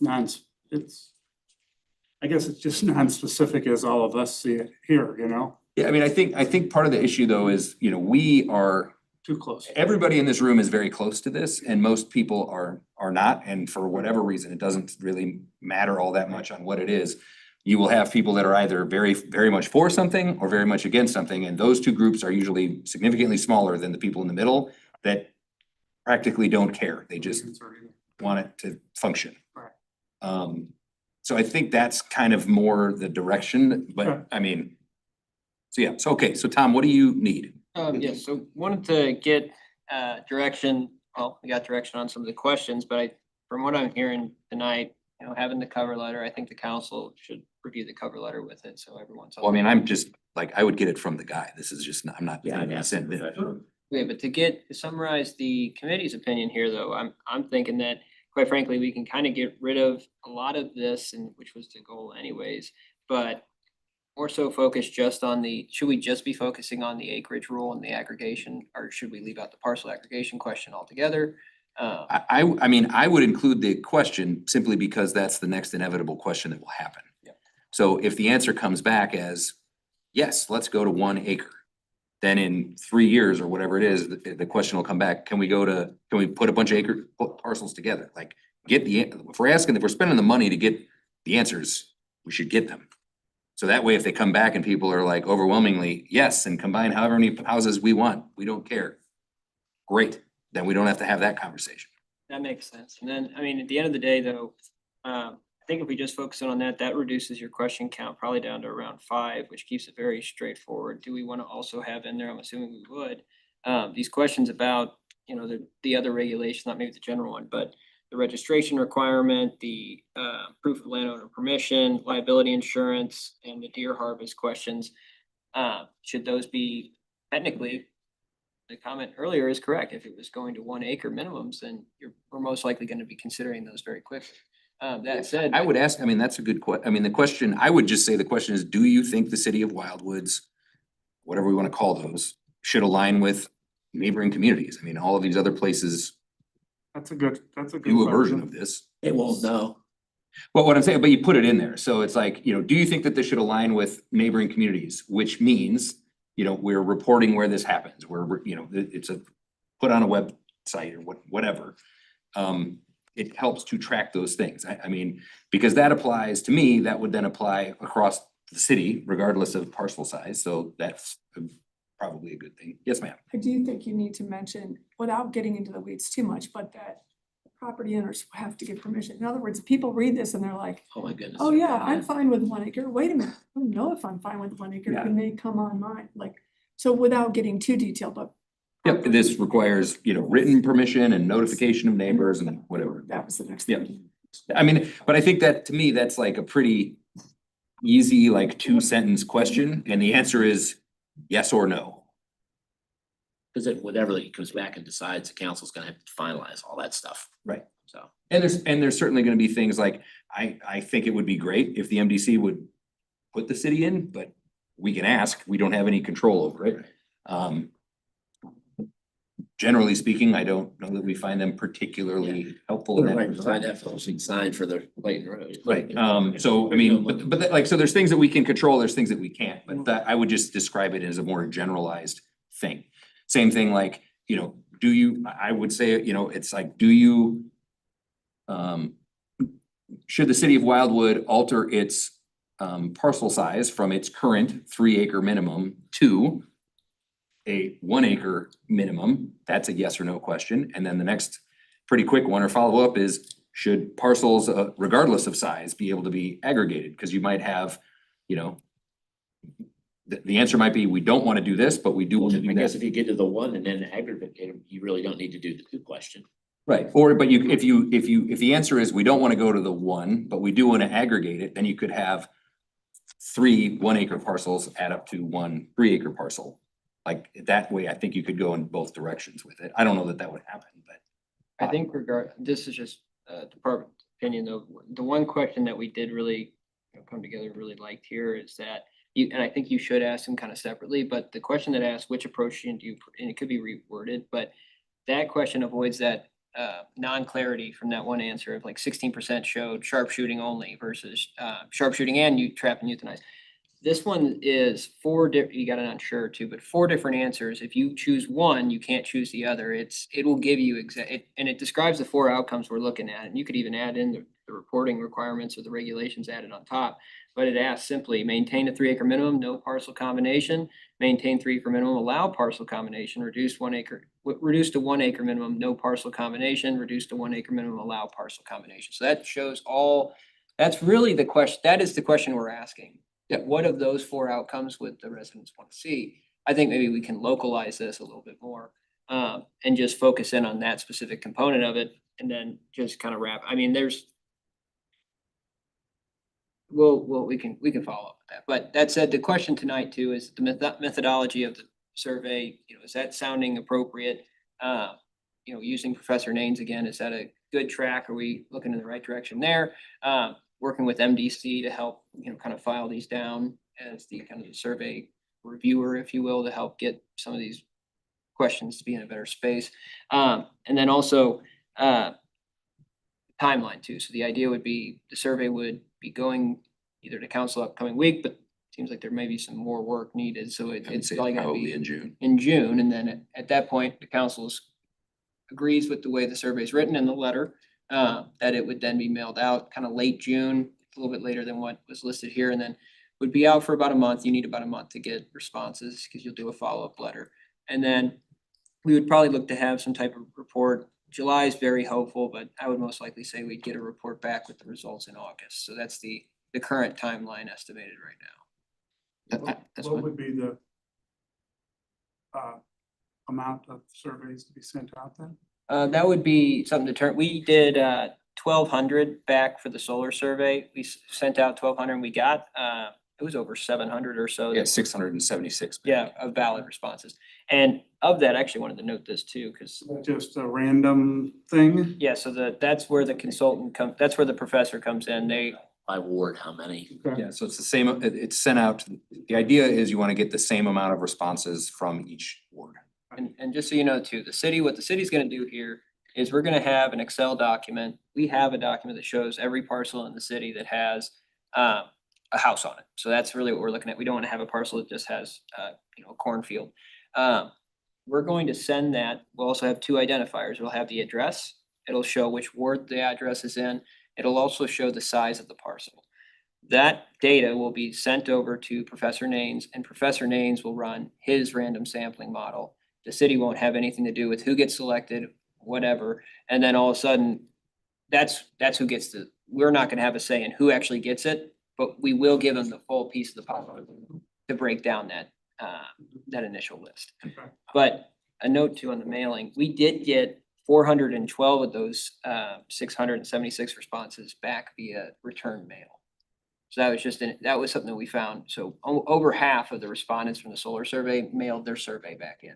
I think maybe we do, I mean, I would just suggest you could probably figure out the math. If it was, we're gonna try to save the 70 cents or whatever it is on postage, then you probably need to send out more postcards to get the number of responses appropriately online and just figure out what that is. And then I don't know, I mean, I would guess that the biggest difference, I think, between the solar one and this is the solar one was a set policy across the city to begin with. There wasn't one group that was kind of out, which is what it is now. So I would assume that they would oversample changing places versus the ones that are already there, but I would say that's up to whatever their math says. Yeah, I think they'd have to take a mix of the makeup. Yeah, rather than like it's an equal number from each ward, it would probably be whatever the math is of parcel size. For the math, that was another thing too, that when discussing with the preliminary discussion with Professor Naines was that there does become some discrepancies when you have equal representation of wards and equal representation of all parcels, because that's what that's gonna do effectively, Ward 6 and Ward 1. You're gonna end up all 3 acre parcels out of those 2 wards, and then all your less than 1 acres are gonna be coming from another ward. So it can having those 2 clarifiers, he had a couple ideas to fix that. I would almost just take the wards are somewhat immaterial. It's more the parcel So, size. and that's another question. So is the ward component not as important here? I know that's something we've always kind of focused on. I don't think it is, I mean, I think. So each ward is designed to have the same number of citizens, basically. So that balances it out in one way, but the vast number of parcels are in the smaller section of, a different section of ward. So I would just ask him to see if there's something we need to do to correct for that, but I would assume that, I don't know that. But it's not as strict as it makes sense. And is the committee here agreeing with that it's not as strict as that, we don't have to have equal representation of wards. It's more important to get the equal representation of all parcel size, right? I mean, that's what I would do. I'd ask him, because I think it will skew it. He thought the more important thing was parcel size. Having that correctly distributed, but want to make sure it's also responsive to council. Well, because I mean, there's there's like 1,700 3 acre parcels and like 9,000 smaller ones. So I don't know how you have it, like, it's just not equal to start with. Yes. Hey, Tom, I'm trying to search for it, but you had put an update after White Buffalo was terminated. Somewhere on the website, there's an update on deer management, right? Yeah. Can you provide maybe another possible update talking about where we're going with the survey and why and things like that? I don't know how many people are seeing that, but I just maybe appreciate if you could do that also. Can we ever see how many people go to these pages? Yes. That would also be a good thing, Yes, we can. because, Well, people going there via Google, which is the majority. well, yeah, that's what I'm saying, but like, it'd be interesting to know if there's something that we don't ever talk about that everybody is looking at. Trash, Is it? Yeah. recycling. Okay, what else do you need from us? Anything? Really just kind of, and the idea tonight was not this survey to be approved or anything like that. It was there's a lot of questions here. I think we got the direction we need to start heading there. But just wanted to make sure that using Professor Naines again, working with MDC to kind of file some of these down, that is the approach. We'll plan to have, at least from our perspective, we'll probably have something at the June meeting, like a firmed up survey, and then we'll go from there. But we'll most likely be engaging Professor Naines in some type of agreement for this scope of work. Okay, do you need a motion for that? It's most likely under my expenditure threshold, but it wouldn't hurt to have them. Does anybody have any input or anything they want to add to that before we go with that? I'm good. I'd go with what you're doing and then come back. You're gonna have to come back to get. Yeah, next to get approval. motion forward, yeah. Okay, so, all right, well, good. And we will move forward. All right, thanks, guys. You're more than welcome to hang out for the rest of it. It's gonna be super exciting, as I'm sure you have seen in the agenda. If you want to take a nap, now would be a good time to start. Just kidding. We're gonna talk about our police services contract review. I assume, is that you, Tom, or? Yeah, Captain Kevin's Mandel, are here. you joining us this Kevin's evening? here too. Main thing is tonight, we wanted to kind of highlight what the changes would be if, originally when we discussed this, looking at other cities, the percentage spend of the general fund, that resulted in a discussion of, well, what does it look like if you cut $1 million in the budget? And then we had a discussion, what does it look like if we just can't accept the 5% increase, if that were to happen, et cetera. I wanted to bring Captain here to make sure that he could adequately explain, what would happen in those cases. But from our discussions, it would seem that say we got and it's not confirmed that it would happen like this, but if we were to get a 5% quote for the increase in the contract service cost for 2027, it seems that would roughly be about 2 officers from standing. So that the idea tonight is just to show kind of, and let Captain explain a little bit what that means operationally. Right now, we have 5 beats maintained out in the field on paper, and every now and then you might not have that fully filled up, but most of the time we're supposed to have 5 beats. That said, too, you've got the 2 parks officers, you've got 2 traffic officers, you've got a neighborhood detective, and neighborhood police officer, and you got our detective, our local precinct detective. And then you have sergeants that are filled in as well. That said, the question tonight is, if we really start adjusting it, we can't accept the cost increase, things like that. It does seem like it's affecting bodies at this point. And the idea is just at least know, what does that look like if you start peeling back the bodies?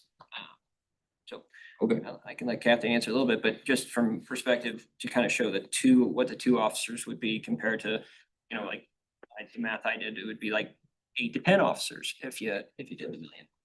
So yeah, you had 3 options in your report. A lot of good information there. Well written. So I can say right now, we talked about removing two positions. That would not be a problem. I wouldn't perceive a big problem with that. I think I mentioned the first time around, we have 4 squads. There's 2 day squads and 2 night squads.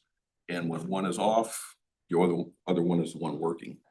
So there are 7 officers in each of those, so that helps maintain those 5 beats. The department is in the process of doing a workload assessment. It's been some time since they've done one of those. I've seen the draft, and it would suggest that 26 officers instead of 28 would work to cover those beats. It's a little cleaner having 7 and 7 because there's the odd guy. So if we have 13 people on days and 13 on nights, there's one guy who's kind of a floater who works between the 2 squads. So that's where it would fall. The alternative, push it a step further, we could probably be all right reducing by 4 officers. So we put 6 officers on each squad. And we're maintaining those 6 officers in the specialized area. And they're really the workhorse of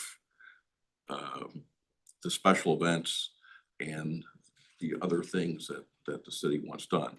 Those 2 traffic officers, they are the ticket writers, but they also handle all the deploying of equipment, data analysis, data reporting, the crash analysis report. All that is on those 2 guys that are, when they're not out on the road doing that work, they're in the office, when it's raining, doing data work. So we just finished the annual crash report. Those 2 guys pretty much have gone through every accident report for the entire year to make sure that they're classified right. So we capture those numbers correctly. There's usually over 400, crash reports. So it's pretty time consuming. On top of that, 2 park officers. You guys like parks. We have lots of city parks. The new Village Green, certainly property that's been purchased off of Hankin Road. And I believe there's property purchased off of Old State Road too. Or was it Old State or Ridge? Old State. So your park's very popular, and those officers, you know, out on the trails are well received, and people like seeing them out there. And that was a request, made by the city past that, events happen out there on the trails, and, you know, having somebody out there familiar with the trails is important. The last two guys are the, one neighborhood policing officer and one precinct detective who's also a neighborhood policing officer. They handle all our public relations, special investigations, you know, unusual stuff that comes our way. They're the troubleshooters that take that stuff on and spend the time working on stuff. So,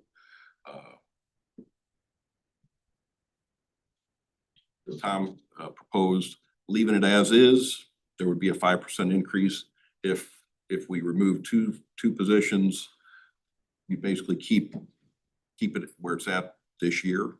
But, you know, I could suggest that we do an additional two positions, which basically the two positions equals 5%. So, but how long are you kicking the can down the road? You can't every year start removing people, because at some point we're in a spot where this is not sufficient, you know, to sustain, you know, what we do.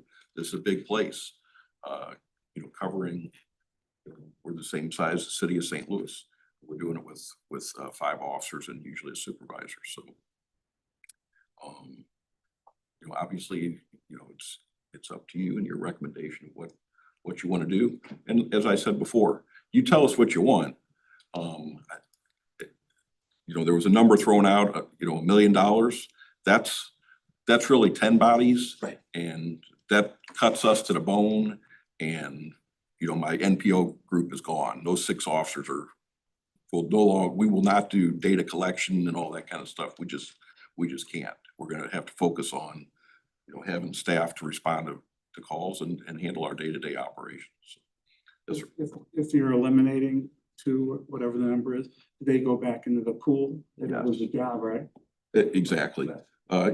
We're in a perfect world, the department is fully staffed, and you know, there'd be more pushback, because that would mean we're gonna lay off 2 people, or we're gonna eliminate 2 jobs. And unfortunately, in the big picture, you know, law enforcement's, you know, suffered some blows, and the applicants just aren't there like they used to be, and every agency is, you know, looking at that. We fight over the same candidates, really.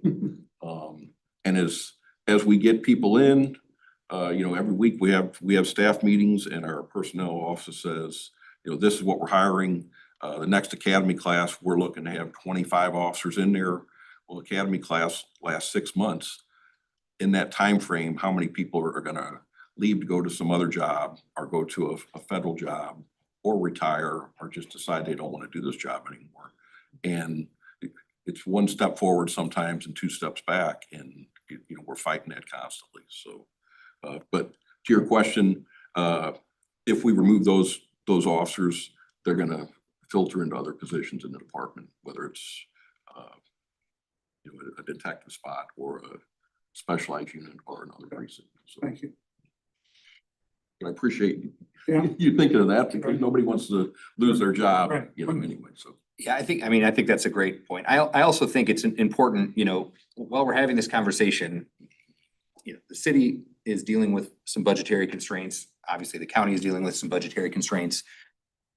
The police force is dealing with some budgetary constraints, and I'm fairly certain that the contract that you guys offer to us and some of the other municipalities is not profitable to begin with.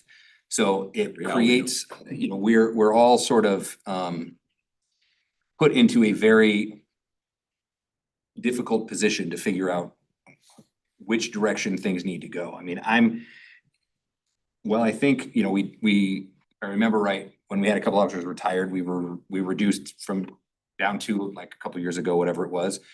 And, you know, my main question, I think, and something for us to think about with all of this, is to get a real understanding, and obviously that's subject to change if something goes on, but you know, I think like right now we have a number of officers based on a number of residents, right? That's kind of how we figure this out. No, it's by the area to be covered. And it's By the physical area. by the physical area to be covered based on our call volume. Now, the one beat is gonna cover a huge area because There's there's no calls. nothing there, you know, but things happen out there. There's domestic calls that happen. They're not as frequent as they are in a populated area. So kind of around the town center area, 109, 100 area, that's where most of them kind of come together. Right. Because they have to rely on a backup caller. So they touch in that way. On the ratio too, just the net, and this, we're not the same as the national average, but national average from the FBI's data was 2.4, and then we're half of that. And then just a comp from down the street, Baldwin's is at 1.93. So we're kind of around that, but a little bit less or so. So does anybody have any other questions? I had a couple, but I don't want to like monopolize the whole thing. I'm just curious, it popped up today in the paper that the city has gone bonkers. Their percent of general revenue is 23% this year, 24% next year, and 25% on the police budget out of their general revenue fund. So it kind of puts it in perspective as to why they're struggling with it, Mhm. because they don't have that kind of money because of all the other revenue losses likewise. Right. So, And we're possibly dealing with even more of those. Just figuring out how this goes.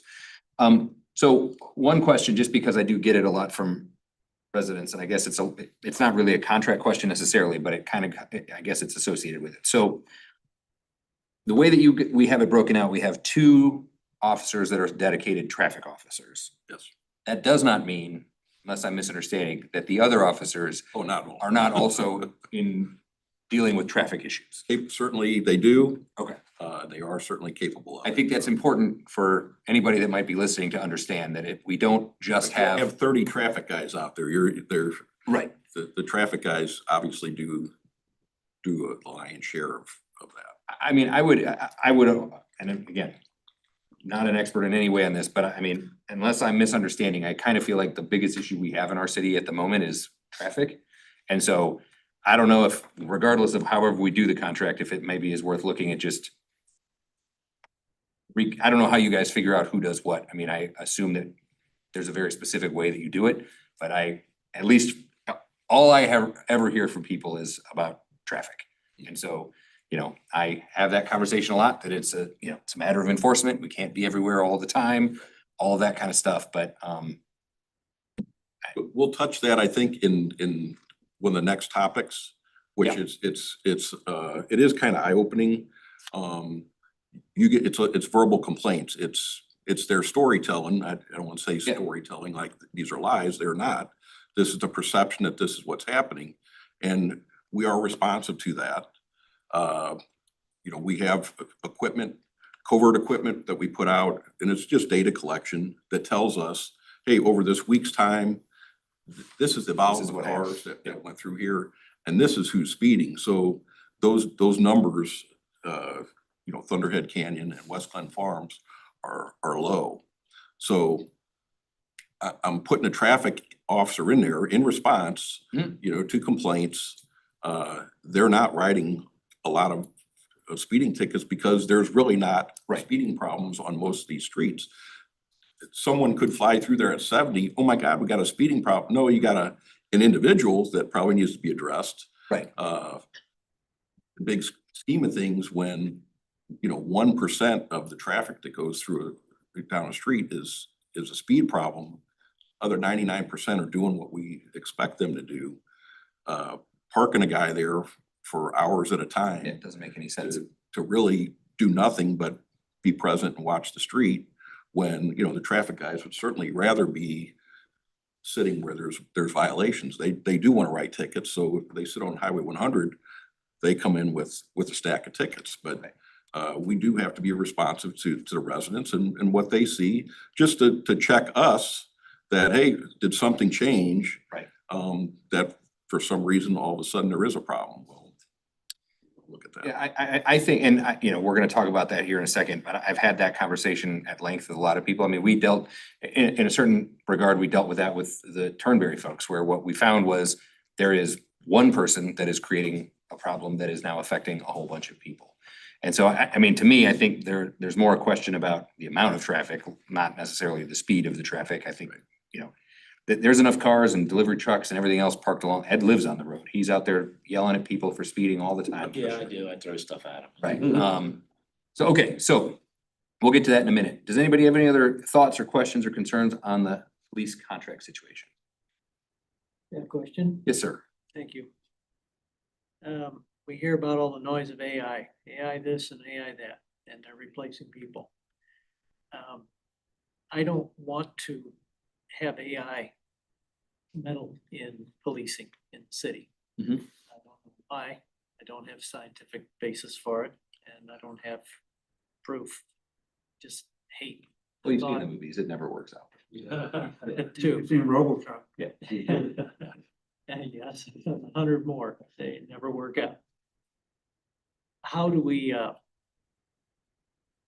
make the business case to keep anything that smacks of artificial anything from insinuating itself in cost cutting or in replacement of what I consider to be, I'm not blowing smoke up your skirt, believe me. Keeping our police force intact and not have it compromised by budget cuts where we're forced to pick how many concerts we want to have and how much free hot dogs we give away compared to one cop, because that'll save us a $500,000 somethings. Right. That's just the most brutal way I can bring it up. I mean, I don't know. I would think the only AI stuff would maybe be in the data management stuff, which could theoretically help get people out on the road more often, but I don't know that we don't use a lot of flock cameras and stuff, right? Yes. I mean, we have a couple, but There's not. a handful of cameras. They are very beneficial. Yeah.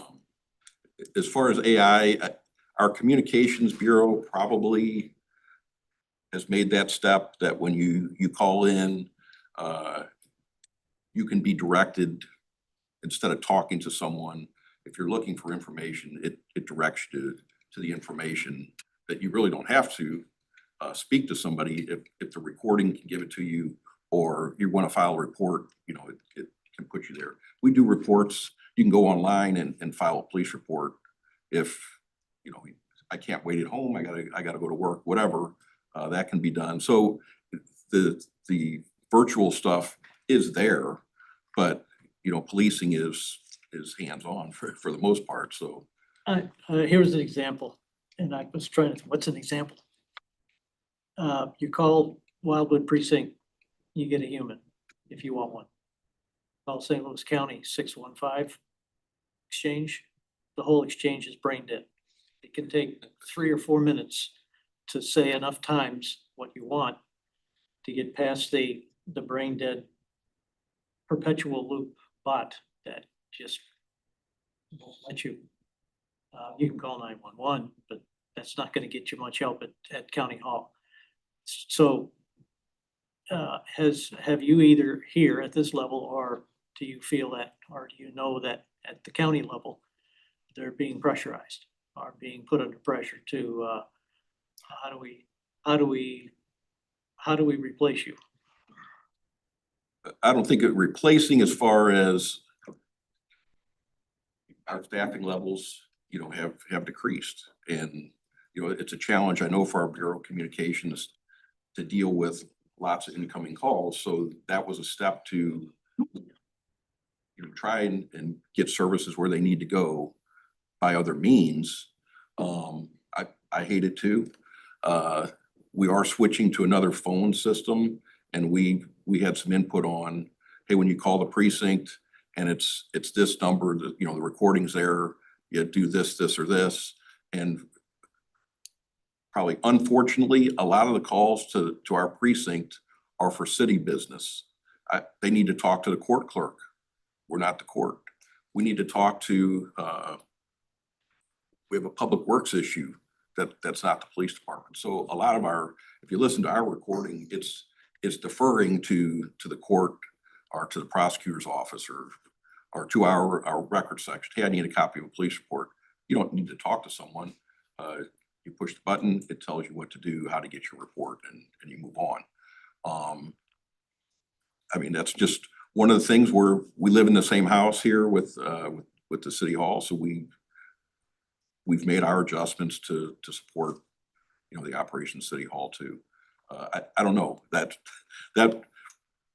happened a long time ago, and you know, as far as transitioning to press one for this, well, everyone hates this, but it is a way to manage incoming calls.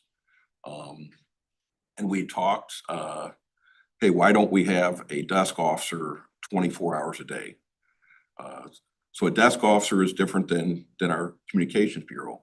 Yes, we can have calls dispatched, and it's a CAD terminal.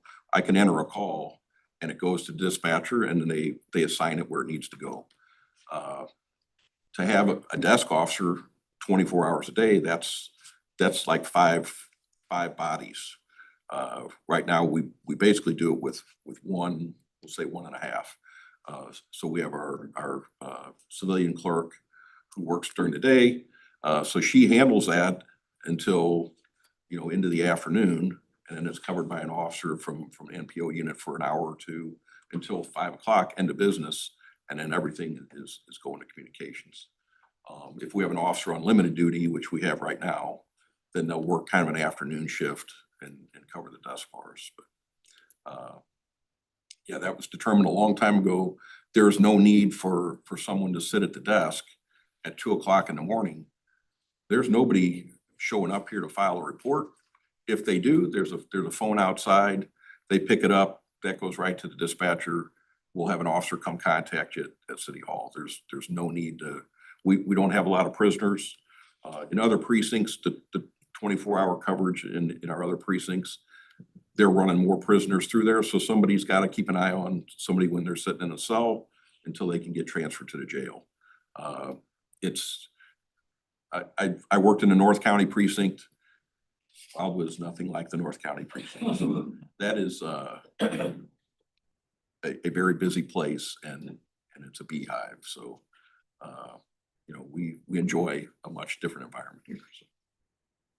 All right, anybody have any other questions, concerns, or thoughts? All right, Mr. Lee, what do you So need tonight, from us? the department wanted to provide this.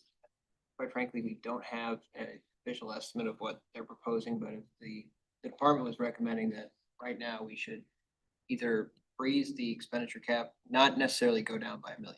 That was Right. the recommendation. Yes. That said, the committee tonight could make the motion to continue and wait for that quote to come in, which we anticipate getting sooner this year. I mean, it'd probably come in the next couple months.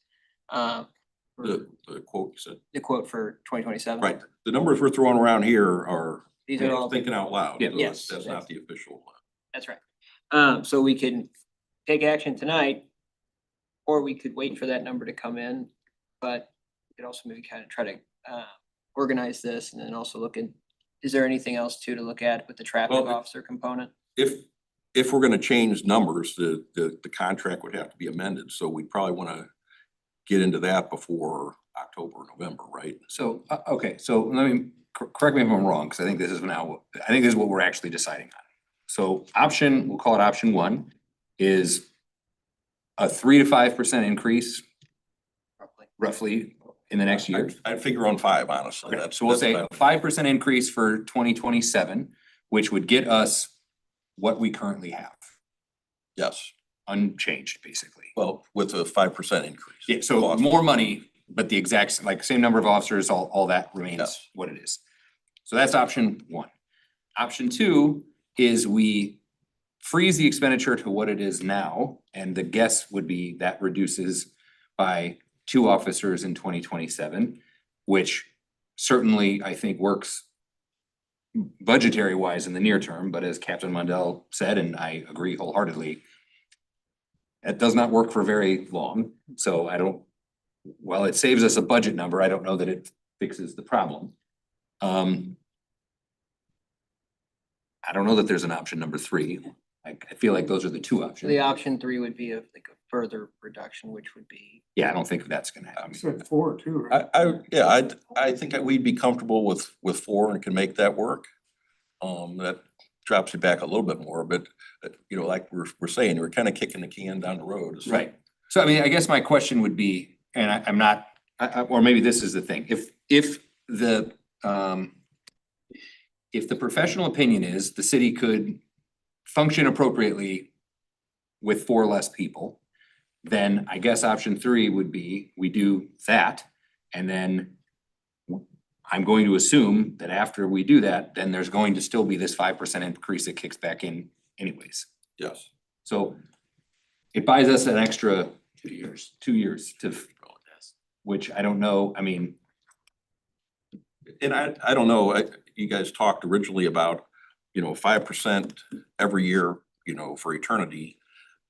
I don't think that is gonna happen. It's gotta even out at some point.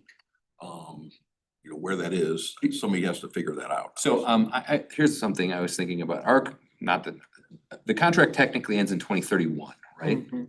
Is that just us or is that all the other municipalities too? I think pretty much all of them switched.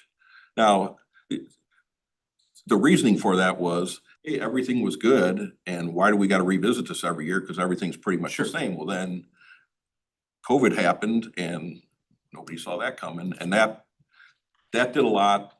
The Prop P money did a lot. And then, the fact that online purchasing, skyrocketed and sales tax So I have, dropped. So now everybody's in the same boat. I work hard on this, but I have a tendency to gravitate towards sometimes scary thoughts. And so my question would be, knowing the budgetary constraints that the county has and knowing the non-profitability of these contracts, if all of them line up in 2031, what are the odds that this contract just ceases to function in that way? That is not a question for me. I don't think they're all on the same timeline. They renew at different times, so, there could be a year. But I'm pretty sure we're the biggest one, right? Yes. Yeah, so I that's just something else to think about is that, that's not something we get to have input in. But, people decide to cut the money we're getting on a whole bunch of stuff real fast. It's a better place to be than some of the others. That's true. Okay, so we have our 3 options. Maybe, do you want a recommendation of those 3? That would be- Okay. Would anybody care to make a motion for any of the 3 options or present a new one? And we can move that forward to the council. Need to go to the Board of Public Safety. Okay, we can go to the Board of Public Safety. Wasn't that backwards? Shouldn't they be doing it? They technically review any police service contract. It's specifically stated that they review police service contract. The Board of Public Safety. Yeah, but don't you want to get the opinion of what we want to do before they review it? Oh, yeah, I would say, well, what do you mean? So if we say we want to do this, Mhm. and then it goes to the Board of Public Safety, and they say no, then what happens? Well, I guess that is true, because then if it comes back, if this is the direction this, I mean, this is not necessarily, we're not getting. I'm not saying we do it, I'm saying you should No. go to the council and get No, their answer. Yeah. And then go back. Yes. Because aren't we then presenting, saying, hey, this is what we You're think is. making a suggestion to public safety, and does public safety agree? Yeah, or we're saying, hey, this is what the council is suggesting that I'm not saying that, so we're gonna go with the reduce by 4 and keep the number, whatever. Then you create that contract, and then that contract is what's brought to public safety, right? Yes. Or is it the philosophy of the contract? No, that contract would go back to. So then, isn't that when they get it? It doesn't matter to me, I just wanna make sure we're sending it to the right place. Well, the code technically does state that the Board of Public Safety oversees the administration of the police service contract or the police department, whichever you have, which we They have. typically review it first. When we do the Yeah. budgeting, they review it initially. Comes to this committee, it goes to the full It council. doesn't. Yeah, I'm just wondering, I don't think we need to have another conversation about it, I'm saying we send it to the, I just think that's another part, the charter needs to be changed. Back when that was put together, Bill Friedrichs was the marshal, he sat there and worked out the whole budget. From that point on, it's a whole different process than it was now. But the charter was written that the marshal position would be responsible for doing that. And we haven't done that in 25 years. So, I'm all for having that conversation, but that's not, unfortunately, not this conversation. no, I agree. So whatever, you need a direction from us that goes somewhere. Yes, I need a direction, and reading this real quick, but that said, I would Or should we be offering it? Shouldn't this then just go straight to them? Why are we? Well, because it's gonna be, it's originating from this committee, and then it would go to them, and then it would go to council. So I mean, in theory, this is this is a portion of the council. It's just, the All right. charter does have. Let's make a motion. Cliff, I will make the four, if it's okay with Captain Mundell and advises 2 years, then I would make the motion for the 4 people. okay, so we have the motion to reduce by 4, and that theoretically buys us a little bit of time. Anybody care to make a second or have any I questions? can make a concerns? second, but then I wanted to add a couple comments. Yes, sir. Because we would do this as a second, I also think it's really, really important that we identify what we want to measure. Mm. The response times, the challenges that you have with the ship, because next year we'll come back and we can go and say, okay, we're gonna do these too. But I think the hardest part for new council members is kind of understand where we came from and all of the things that you manage, you monitor those things now. And I think that would be an important part of putting it internally, that we know what we're measuring against, because if we have to change it, then we just all have to go back and change the budget, so. So that's a good question. So in the contract currently, I don't think it calls for any like unique reporting or anything, right? It's just whatever you guys give us? Yeah, I mean, we basically give you whatever you want. Yeah, okay. So, but it would make sense to spell out specifically what those things would be. I would say not to put response times in a contract because we will never meet a number of response time because there's just too many factors in getting to something. Well, and all I'm saying is I think that you need to help us understand how to explain what the service levels are, the expectations are, so that we in turn can support that. And likewise, make sure that if there's other things that we should be doing, that we're doing that too. So I'm not saying we're gonna come up with stuff to tell you what to do. You tell us what you can efficiently report back. Okay. And that we could use that to monitor, here's what it was when we had 4 more, here's, these, we're not seeing the big changes in some of these. Or boy, would that was a big difference. So some way to be able to give us an The index. problem with data and policing, they don't really mesh because this is not a routine, everything is gonna happen the same every day. We talked about the other day, we had an officer involved in a shooting. That hasn't happened since Ed was mayor, so so those are things that they're really unpredictable and they're very taxing on staffing yeah. and response. But you kind of pick the things because part of it is make it easier for us to know Right. as we go forward and it just said, well, we wiped out $500,000. That's not really a good way to justify what we're doing. We're trying to figure out, can we maintain the efficiencies Right. Through public safety and doing that. So So we need to figure out how we would gauge if there is a negative impact to this, is probably the best way I would describe it. So it's not, I would say it's not like, we're not saying you have to respond in 4 minutes or anything like that. It's just like, hey, when we had this, our response time was around here, we've reduced it and now it's 10 minutes longer. And That when seems you- like a problem. yeah, when you get into a bind, you gotta shuffle people around, and you gotta write it down, so we know that's something that we could have incurred differently, or we would notice a difference, but not reporting on it. I'll comment on our workload. That is all numbers and stats, and on average, this is what happens. Hey, you have X number of burglar alarm calls and they should be handled within 15 minutes from response time to whatever. This is all good and you don't have that many, it's when, hey, the tornado blows through and everything is out the window. And I know on response times, we can make a mistake that, it's a priority call and the officer goes to the call and handles it and is out there and, oh, I forgot to arrive. Right. I was there, I handled it.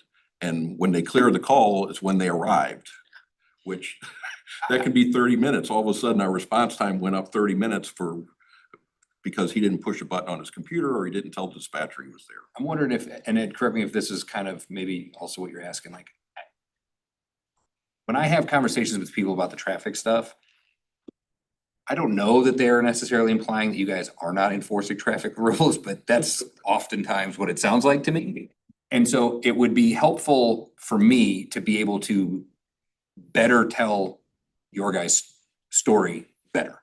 Because like, I think, you know, when we have an officer involved shooting, which is very rare, or we have kind of a large scale car breaking thing, which thankfully is also very rare out here.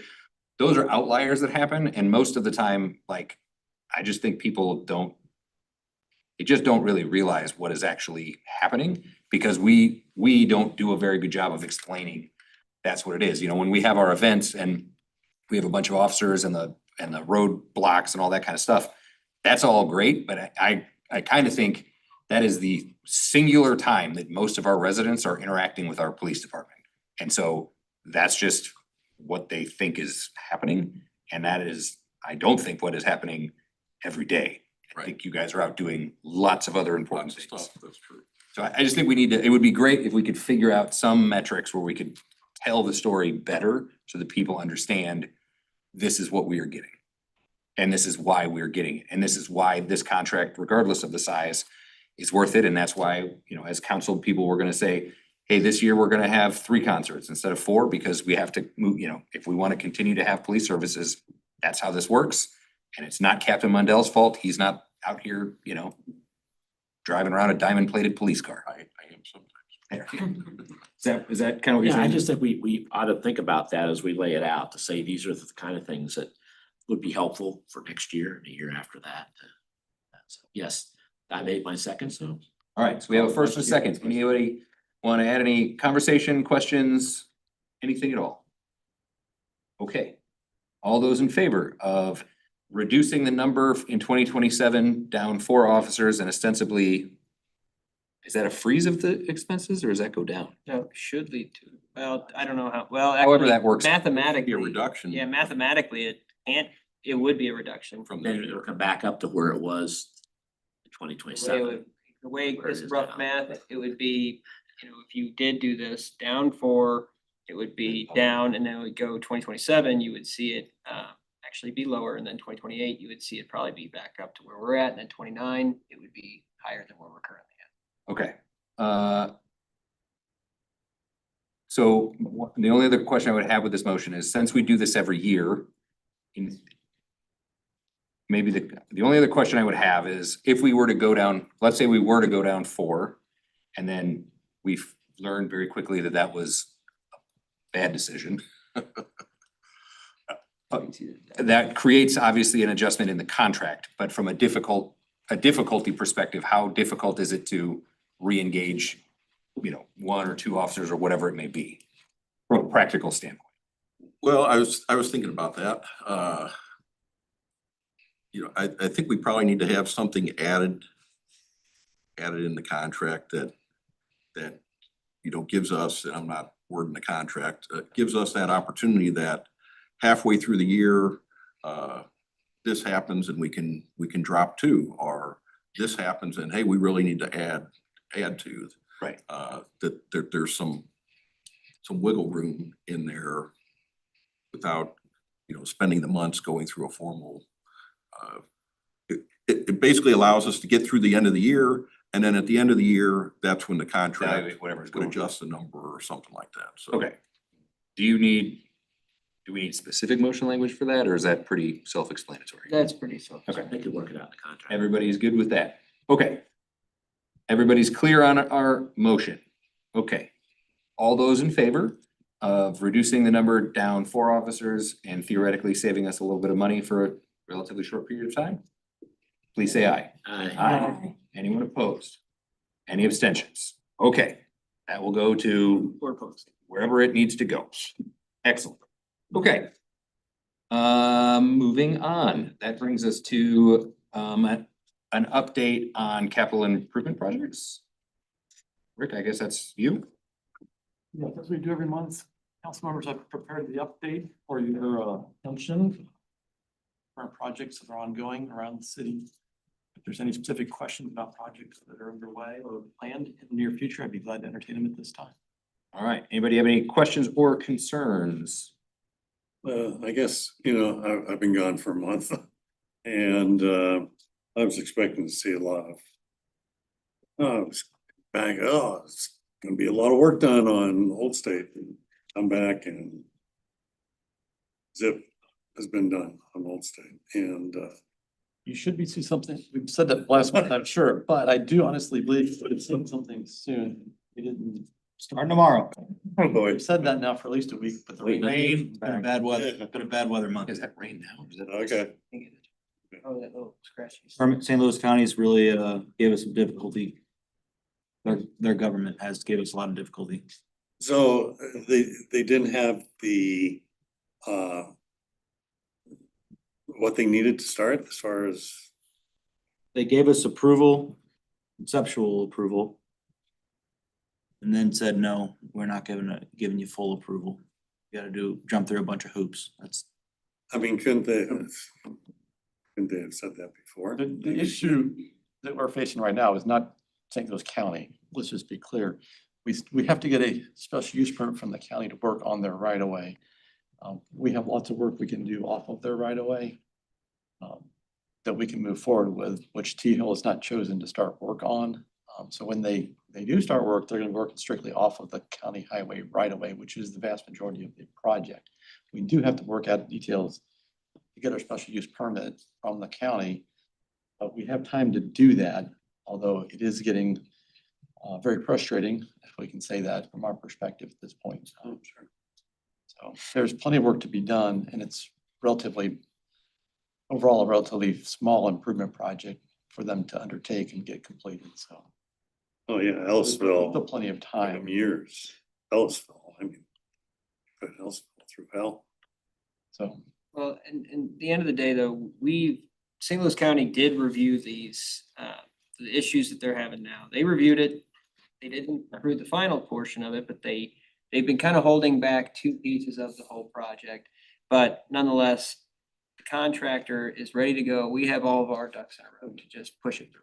The minute they say it's okay, and we've actually, we've given the contractor green light to work. Yep. We have not told them not to work, just to be clear. No.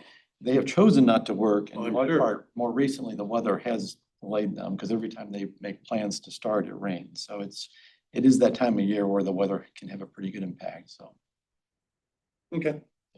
should see him soon. Any day now, they'll be there. Go away for another month. All right, anybody have any other questions or concerns on capital improvement stuff? Okay. That brings us to review of traffic conditions on connecting streets. Rick, if you don't mind, you guys did a good job putting this thing together. I just wanted to explain why we're having the conversation more than anything, because we've talked a little bit about it on a couple different issues tonight, but I do get a lot of questions and concerns about Thunderhead and West Glen Farms and all of that. And I've explained, we're gonna have some residents come out this evening, and I've kind of explained to them, you know, let's look at the data and figure it out. And some of this data is unexpected. I mean, to me, I think the real issue that we have there is the quantity of cars, not necessarily the speed of cars. And so I started to kind of think through this concept, because we're having other areas of the city that are being built out now that have not in the past, over by the reserve, and obviously our apartment complex here and some new stuff. And so this is a good, I think, situation where we can look back and see what was recommended at a time. And so the time would be like, as Brightleaf was coming online, what was recommended versus what happened, which are two different things. What is happening now is what was expected or was not expected. That's, I think, is a good thing to talk about, because you know, when I listen, and I know Ed, you sit on these a lot, when I listen to P and Z stuff, there's always a conversation about traffic. It is the driver of everything that we have in our city. And we have, I think, a pretty easy and unique way to look at this, where we can answer some questions very quickly. And then I also think, and I had them throw them in here, over the last couple of years, we've added in a lot of parking restrictions, and we've added in a lot of, you know, keep kids alive stuff, which are all great tools to have. But they also require, not that you guys aren't doing this on purpose, but like they require enforcement if it is necessary. And so I would like to get us out of a place as a city where, you know, we're not just kind of throwing optic Band-Aids on everything. It's stuff that actually functions and works and things like that. And so this, I think we have a real good microcosm of a scenario here that has perhaps gone exactly as it was supposed to go, and it's just the unfortunate reality, or things might be off. And so this is one of these unique spaces, and we have another couple of places around town where the city of Wildwood wasn't responsible for building any of these roads. It was accumulated when the city was created, and they are now utilized kind of in a way that they weren't actually designed to be used. And so I think that that's a good opportunity for us to have a conversation and look at how we might want to apply that in other areas, if there's unique fixes we can do here. Cause I mean, we've tried a bunch. There's the bump outs over by Ed, there's different signages and whatever, and it never really seems to solve the problem. And we have new things. We've had the roundabouts come online. We've had all of this different stuff happen. The buses changed at Rockwood. So I think it's a good time for us to really look at this area closely and then be able to apply that knowledge, hopefully, to other places where these things are going to start happening again. Because, you know, when we connect Main Street, that's gonna be dumping a bunch of cars through a new neighborhood. When we have, what is it, 138 houses in the reserve? 150, and then another, if this thing goes through, another 60 or 70, whatever it is, that's a lot. That's a lot. And so, you know, I think there is oftentimes, I think, questions about, you know, we aren't looking at this the right way or whatever. In this specific case, and Rick, I don't know if you probably maybe just started with this. I mean, my understanding of the Brightleaf situation is there was a recommendation that was made that was not followed, and now we have what we have. And that's the council's purview at the time, but that is something to consider, that when we have people that like actually know this stuff and go, you might want to go this way, maybe we listen, just because we find out what happens. The option was to take 30% of the traffic off of West Glen. It would have been, why would you want to do that? Crazy. All right, so that was just a setup. Mr. Brown or Mr. Lee, however you guys want to move forward, please do. I'll defer a little bit to Rick, but really we just pulled, and I know we had Captain Mandel kind enough to join us for 2 items tonight. He had pulled some data that was requested. But overall,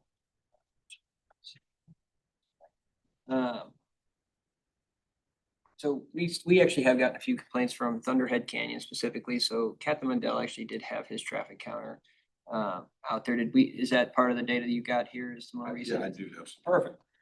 So we actually did get that.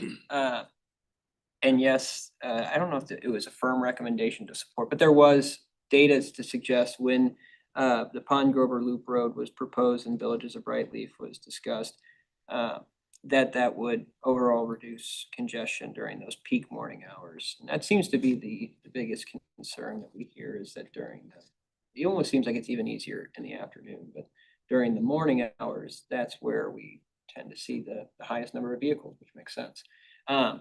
That said, something that was discussed, brought up by Mr. Farmer, was that, and this has been observed too, is that households that may have been going south, you would think go to Eureka High or a school to the south in general, maybe they're going to Green Pines, maybe they're going to Lafayette, maybe they're going to Babbler. And a lot of the times they might be picking up a kid, they might be, stopping at some space before, but they're usually using those connector roads, now arterials through our master plan, that go northbound up to Clayton Road to cut through.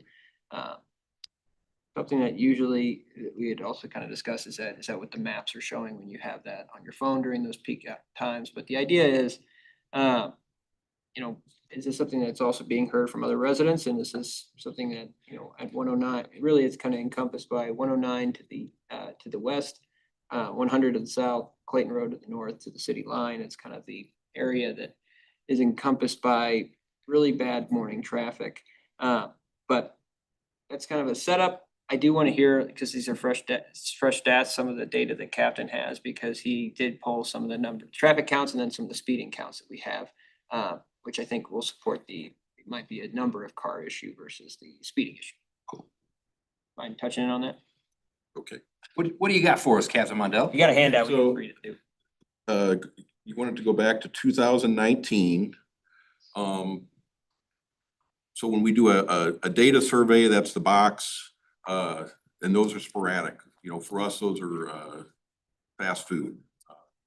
We'll put one up, on a Wednesday, and we come back later, a week later on Wednesday, and we pull it down, and it's a spot check on data, so it's not a long-term over quarter or a month or anything like that. Thunderhead Canyon, we did several of those, 1, 2, 3, 4. We did 8 of them since 2019. So not a lot. We also do speed surveys, which is the physical, the officer went and sat there with a radar gun looking for the speeders. I think, and I don't remember, Rick, if you can tell me when we put in that permanent sign. It was around 2020, I believe. Yeah, 2020. this was in front of Board of Public Safety in 2019, 2020, 21, I believe. We looked at it quite heavily at that time and The radar one? we looked at speeding, traffic and traffic volumes on Thunderhead Canyon pretty extensively during those years. Ultimately, we did put up the LED radar sign. We looked at cut through traffic from Clayton over to Route 100 at the same time, tried to get a handle on the degree of cut through traffic that was occurring. So you have more data out of that. It's very similar devices that what we use. So in our spot checks, that short street does take a lot of traffic. The highest number I saw was almost 15,000 cars, and that's both directions. It's about 2,000 cars a day. Yeah. Which is about the same as Westland Farms to the west. The lowest I saw was, and I don't know why, 9,500. And I don't remember, I'd have to look to see when we did that. Multiple day period though. That was probably over a 3 or 4 day period, I'm guessing. So this equipment does do data analysis, so it does timeframes. It tells us when these things are happening. The 85th percentile, the highest it ever was 30 miles an hour. I don't know how you go much faster because you're gonna wind up in somebody's house going down there. There's a stop sign in the middle there. And we look at, how many violations, which would be, we're looking at who's going 10 over the speed limit. And we were talking minute, less than 1% of the traffic going through there is, they may look fast, or I saw the guy that went through at 37, and then they give you a call. Yeah. But when we sit up there, we're not writing speeding tickets, honestly. The majority of tickets they're writing in there are stop sign violations, if they're sitting in there. There's just, it's a short street. There are not a lot of tickets written in there. And I forget what you call it, keep kids safe. Yeah. I think that's a good deterrent, and like you said, it's a tool. I doubt if we've ever written, right, because we're not writing speeding tickets in there, so it's not really gonna apply. Now, if we catch somebody buzzing through there at 50, then yeah, Get a big fine. they're gonna be the example that uses that. I think they're good tools. It's good notice to the public that you need to pay attention in here, and for the most part, it appears that they do. The display signs, that makes people think too. Some think that it's got a camera on it, it's taking pictures. Obviously, that stuff's not happening. Right. But it's good feedback. We have the portable version of that, which is a smaller sign that runs on a battery that we hook. Yeah, I know you guys use that down on the far end by Yeah. the park and stuff. It works. You'll see people put the brakes on. Yeah. So, I mean, those are tools. They're good short term. We can't leave it out there forever. They just go dead. Right. Especially when we get into winter time, the batteries just don't last, the week or however long we try and put it out there. So maybe the question then, and thank you for getting that stuff. But I mean, so Rick, Tom and I talked a little bit about this where, like, when you're talking about Pond Grover Parkway or Taylor Road, there are no houses that are directly on those roads, which is different than the rest of these. And so, and I mean, obviously Pond Grover Parkway looks like it's built like a highway. I mean, it's gigantic in comparison to the rest of the road. So how many cars are supposed to be going down roads like this, the way that they were designed? Like 1,000. Well, I guess there is certainly a value in people's minds that they feel like once the traffic volume is exceeded on the residential street, it's just too high. And clearly, I say 1,000 cars per day is about that number. And that was the case I made with Thunderhead Canyon, even a lot of West Glen Farms. Mhm. There's too much traffic. People don't like the volume of traffic. Those streets can handle the level of traffic relatively okay, but people just don't like the number of cars going by them. And that's why when you get into most subdivisions now, we try to design them, we try to provide collector streets that handle those higher volume traffic. most of those collector streets are generally not loaded with driveways. They're old fairways. Right. Pond River Parkway, Pierside Drive, Village Hills Parkway. Those are the roads that should be designed with no driveways accessing them directly, just streets that handle the higher volumes of traffic that are collector street. And that's the mistake, in my opinion, that was made with your area of West Glen Farms. For whatever reason, when those subdivisions were platted by the county, they did not do that.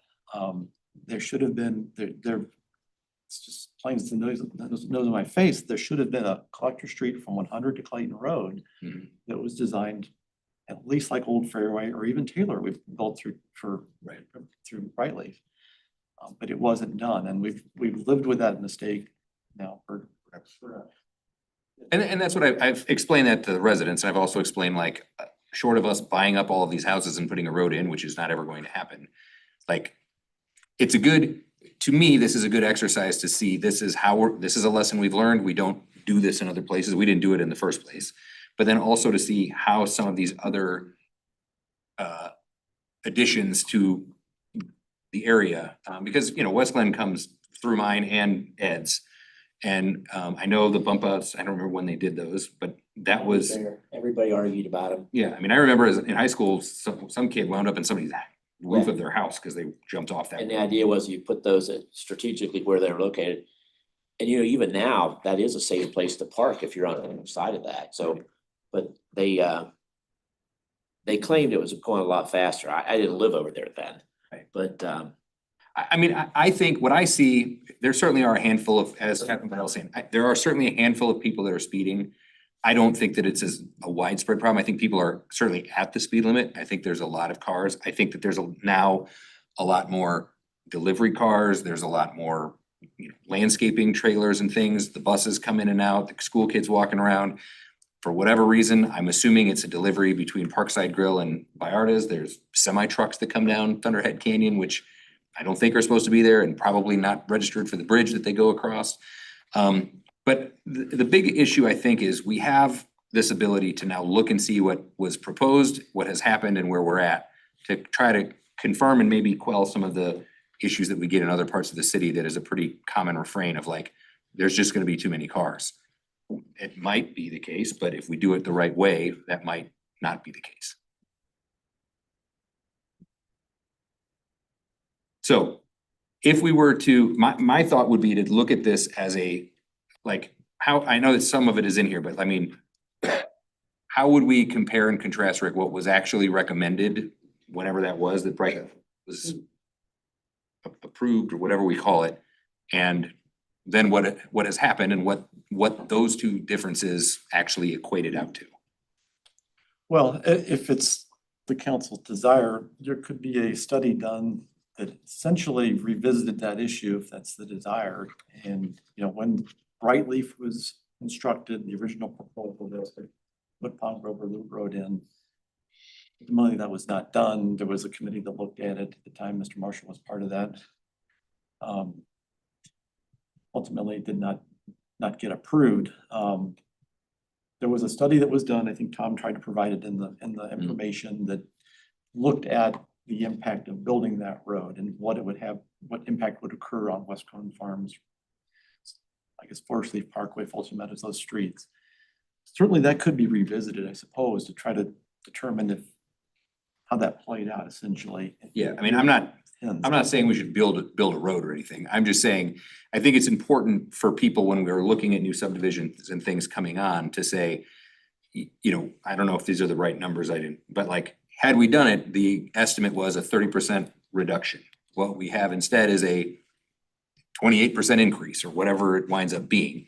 And then that, I think, can help inform, you know, certainly new council members when they come on, when they're looking at these things. Because if you've never looked at it or done one from the beginning to end, it's really hard to keep track of if it's not something you do. I imagine it's hard to keep track of if it is something you do all the time. But if you aren't doing it all the time, it is very hard to keep track of. You'd almost need to like do a full copying of the traffic study that took place back in 2016 to replicate that data, then see if you can reproduce it. I've never really thought to do that, or whether that's something we could do on our own with the counting tools that we have. We have a very helpful traffic camera now that we can put out and get very detailed traffic counts along with what Captain can do. So I mean, I guess I could take a, We could probably hit those intersections, but it would take some time. it would take a little bit of work, yeah. I mean, I'm not, it doesn't have to get done That would overnight. I entail just- so much work, but. And also, I mean, we talked a little bit about it, when school is out, it's a whole different deal.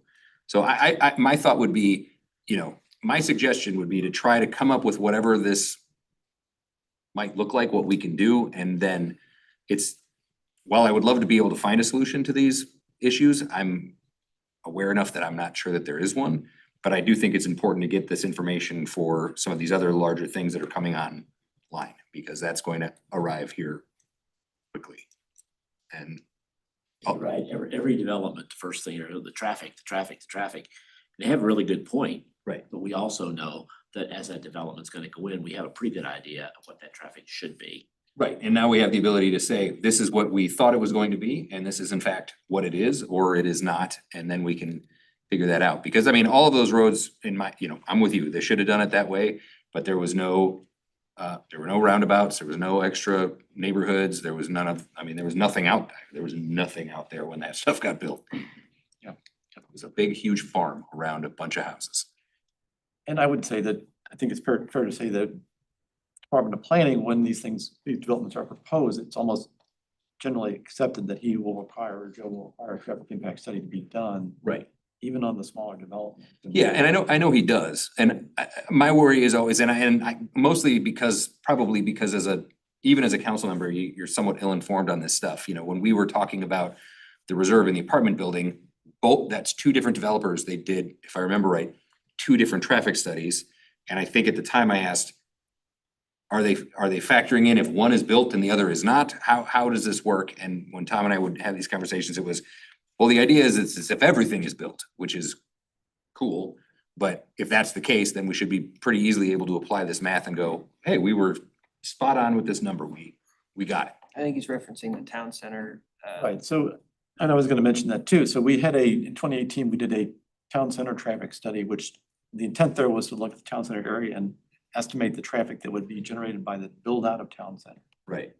Every parcel developed, the way we zoned it or allowed, the zoning would allow, how much traffic would be generated, what road improvements would be necessary.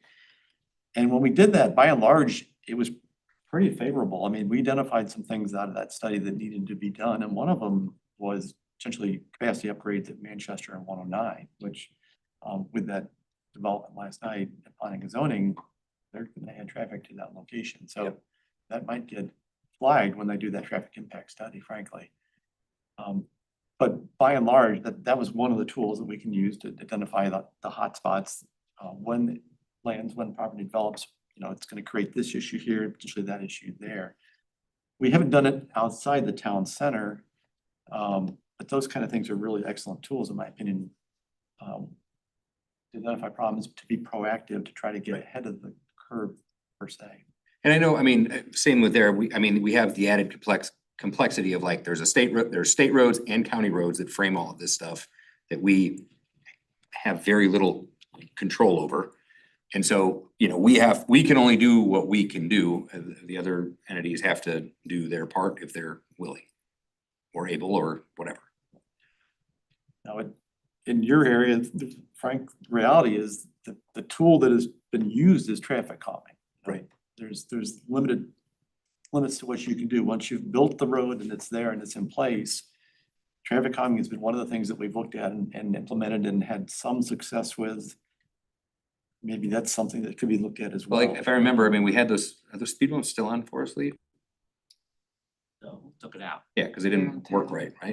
They were killing everybody's cars. Well, no, they weren't, Well, they they weren't. moved that were complaining before, and the stop sign was there, and kids weren't really crossing there anymore because they could go up to Green Pine without crossing. By the way, I think it would be a good thing to try to do one of these studies, especially because we haven't done one outside of the town center, and there's a lot of components. I mean, there's 3 schools with Rockwood in there, there's a state road, there's county roads, there's all kinds of stuff happening.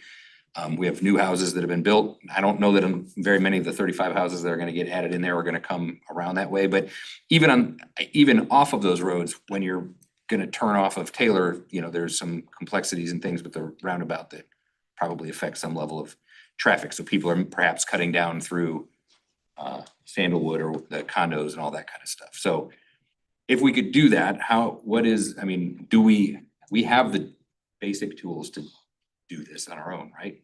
We could replicate, I'm assuming, Rick can answer this better than I, but I'm assuming it, with some time, we could replicate some of the collection, but when it comes down to, you know, some of the more advanced work that, I'm looking at HR Green that did this, there's Lockmuller that did the Pine Grove Loop. We got a couple different folks that, I mean, typically something of that scope and size, we would hire a firm to do it. And, you know, we would be involved in that process. We could assist, we'd certainly guide it and then rely on them to crunch the numbers, put a report together and report back. So, you know, that's a cost, go through that process with a firm if that's the direction we were to go. I mean, do you see practical value to that information?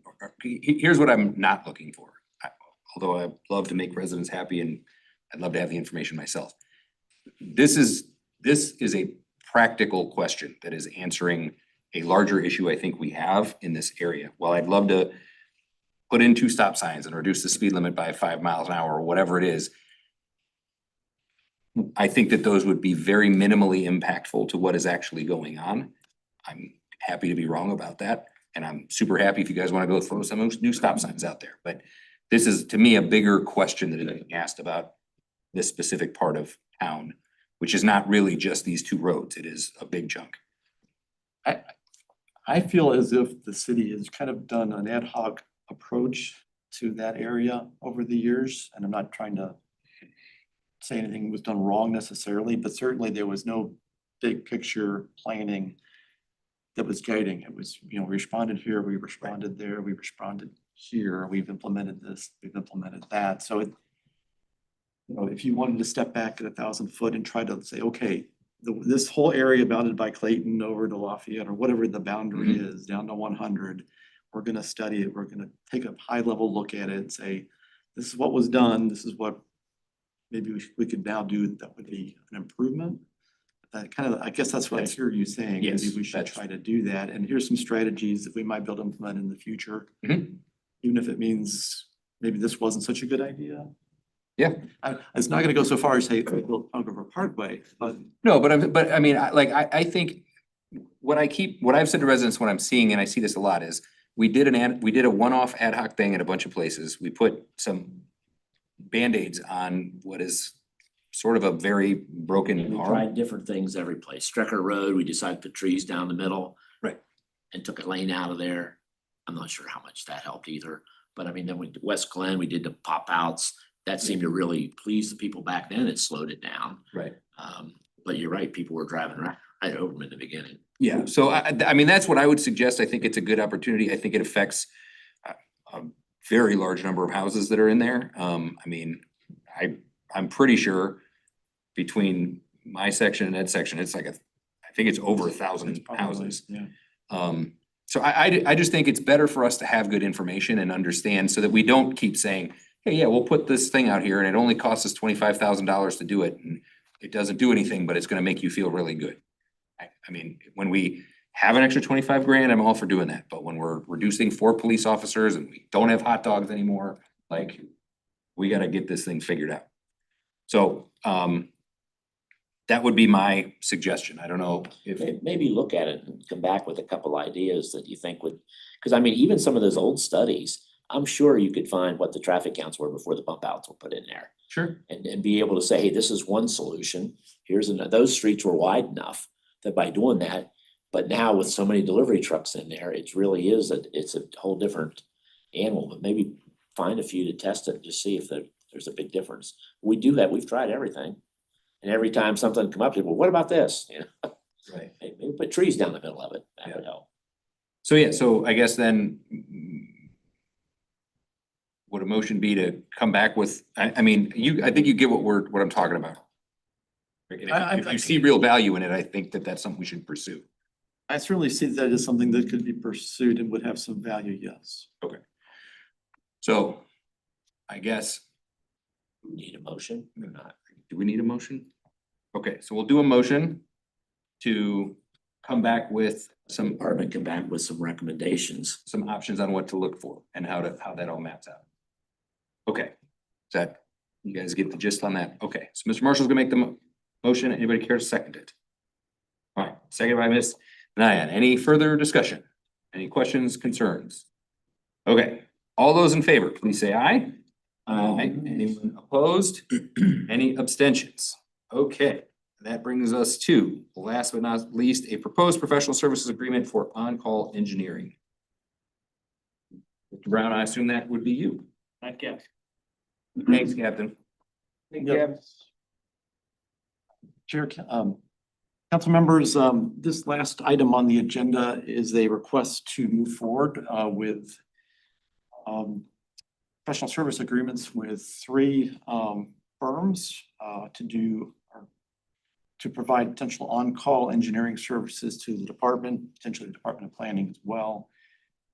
We've done this in the past with other firms, and incidentally, each year around the beginning of the year, we do advertise and request that firms that are interested in working for the city submit their qualifications to us to have them on file. That's part of the qualifications-based selection process that we're supposed to follow when we choose civil engineering firms to do work for us. So that's an annual process that we complete, and we try to utilize those submittals for the basis, or at least the starting point, in terms of choosing firms potentially for projects throughout the year. So we did complete that work earlier this year. We had 23 firms that submitted their qualifications to us to do work, and we'd like to move forward with at least 3 agreements with 3 firms. And the idea here is they would be on-call agreements. So as things arise throughout the course of the year, we have some flexibility to engage a firm to do rather minimal work and address concerns as they arise. I was talking to Councilmember Mabry earlier today about a culvert on Atherton Road that clogs, it's undersized.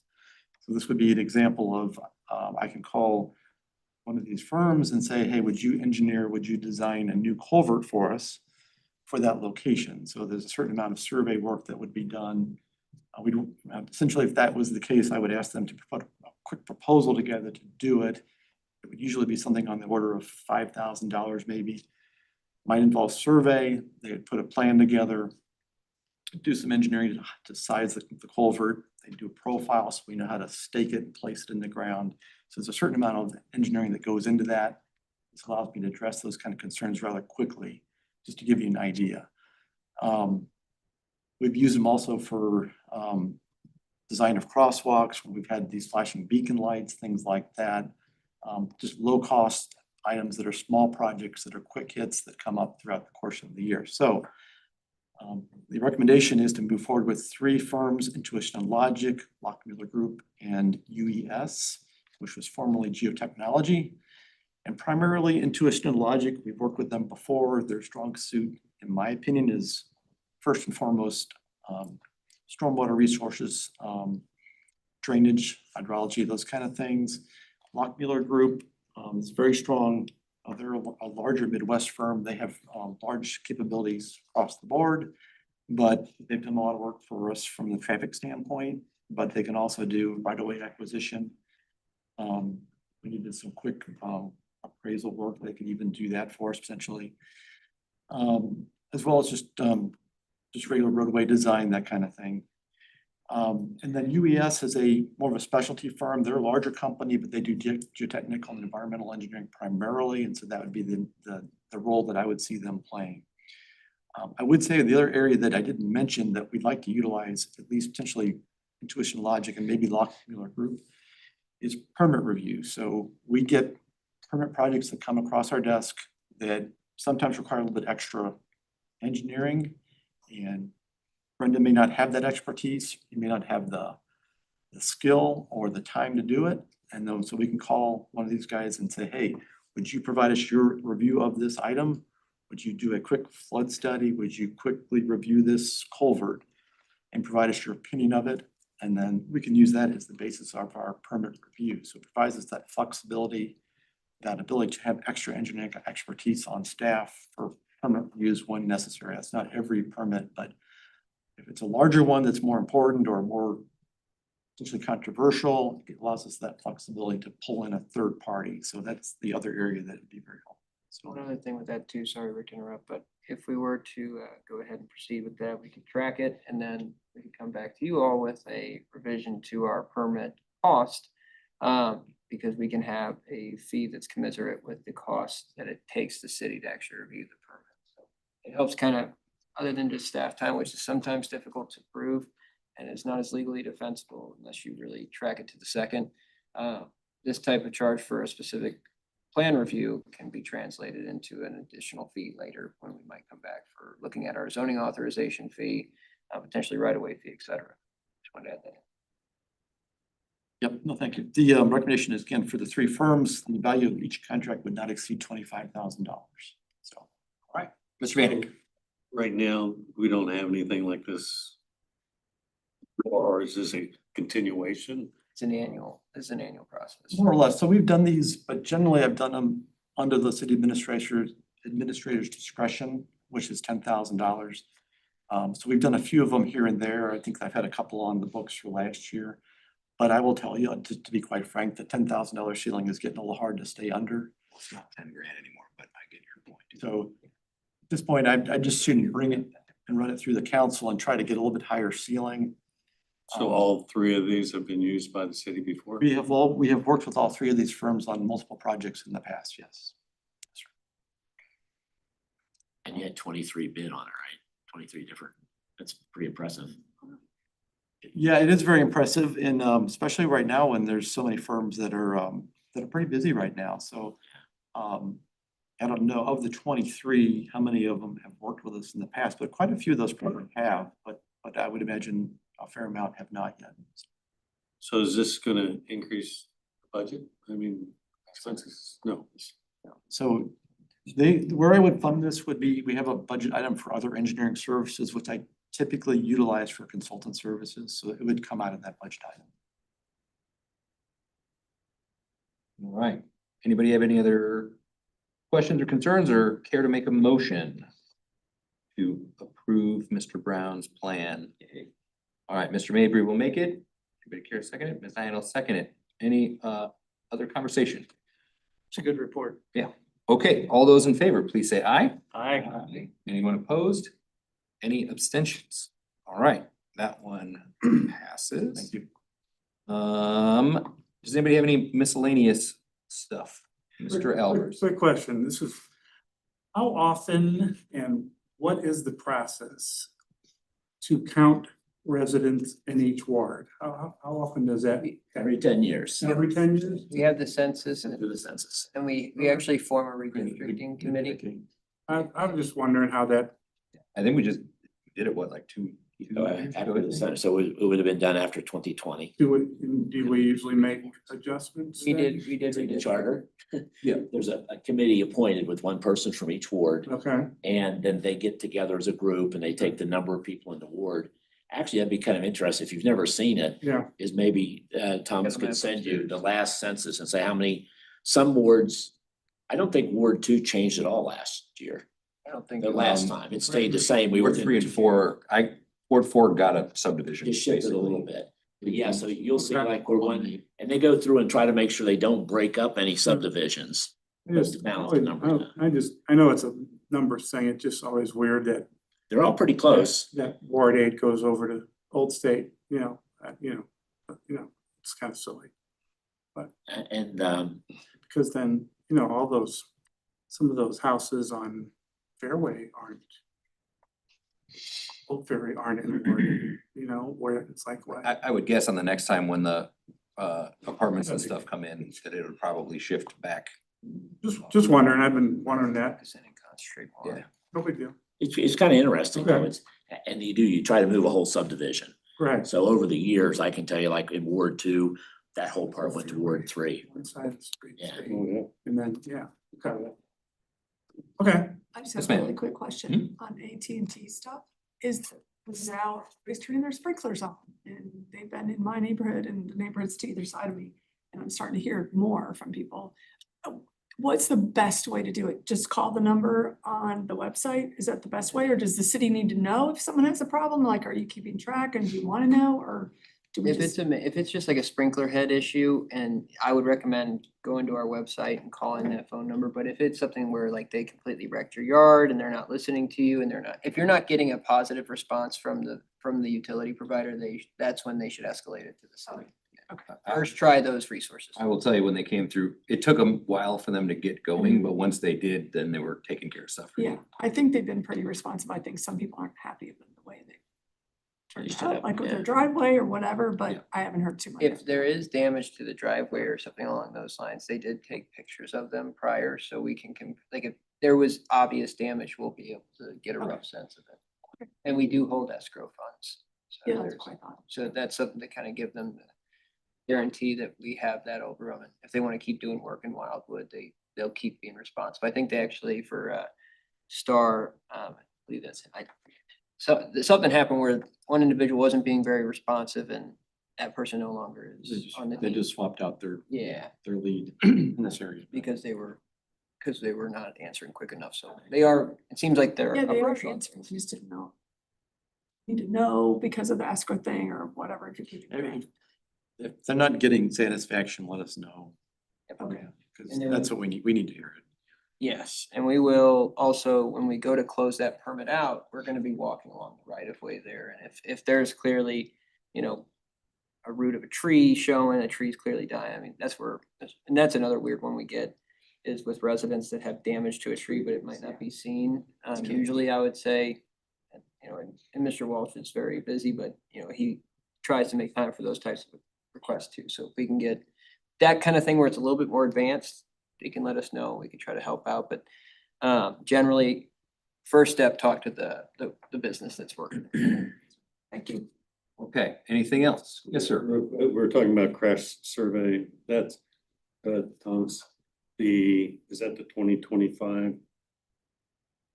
Crash survey, The craft survey. crash, Oh, sorry, that's already out. 2025, is it posted on? the And it's website? not posted just yet. I think we still have had a few final revisions, but it's close. There is a draft one on the last Board of Public Safety meeting agenda, but we have not gotten the final version.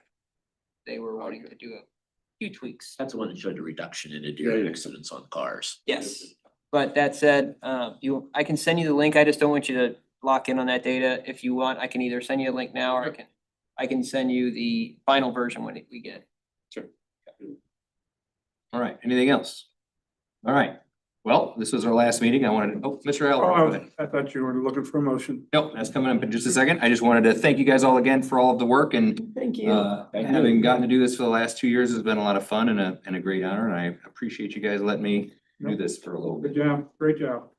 And so with that, and a motion to adjourn would be appropriate, made by Mr. Albers, seconded by Mr. Vanek. All those in favor, please say aye. Aye. Anyone opposed? Any abstentions? All right, the next meeting, which may or may not contain some and or all of us, will be on Tuesday, June 2nd.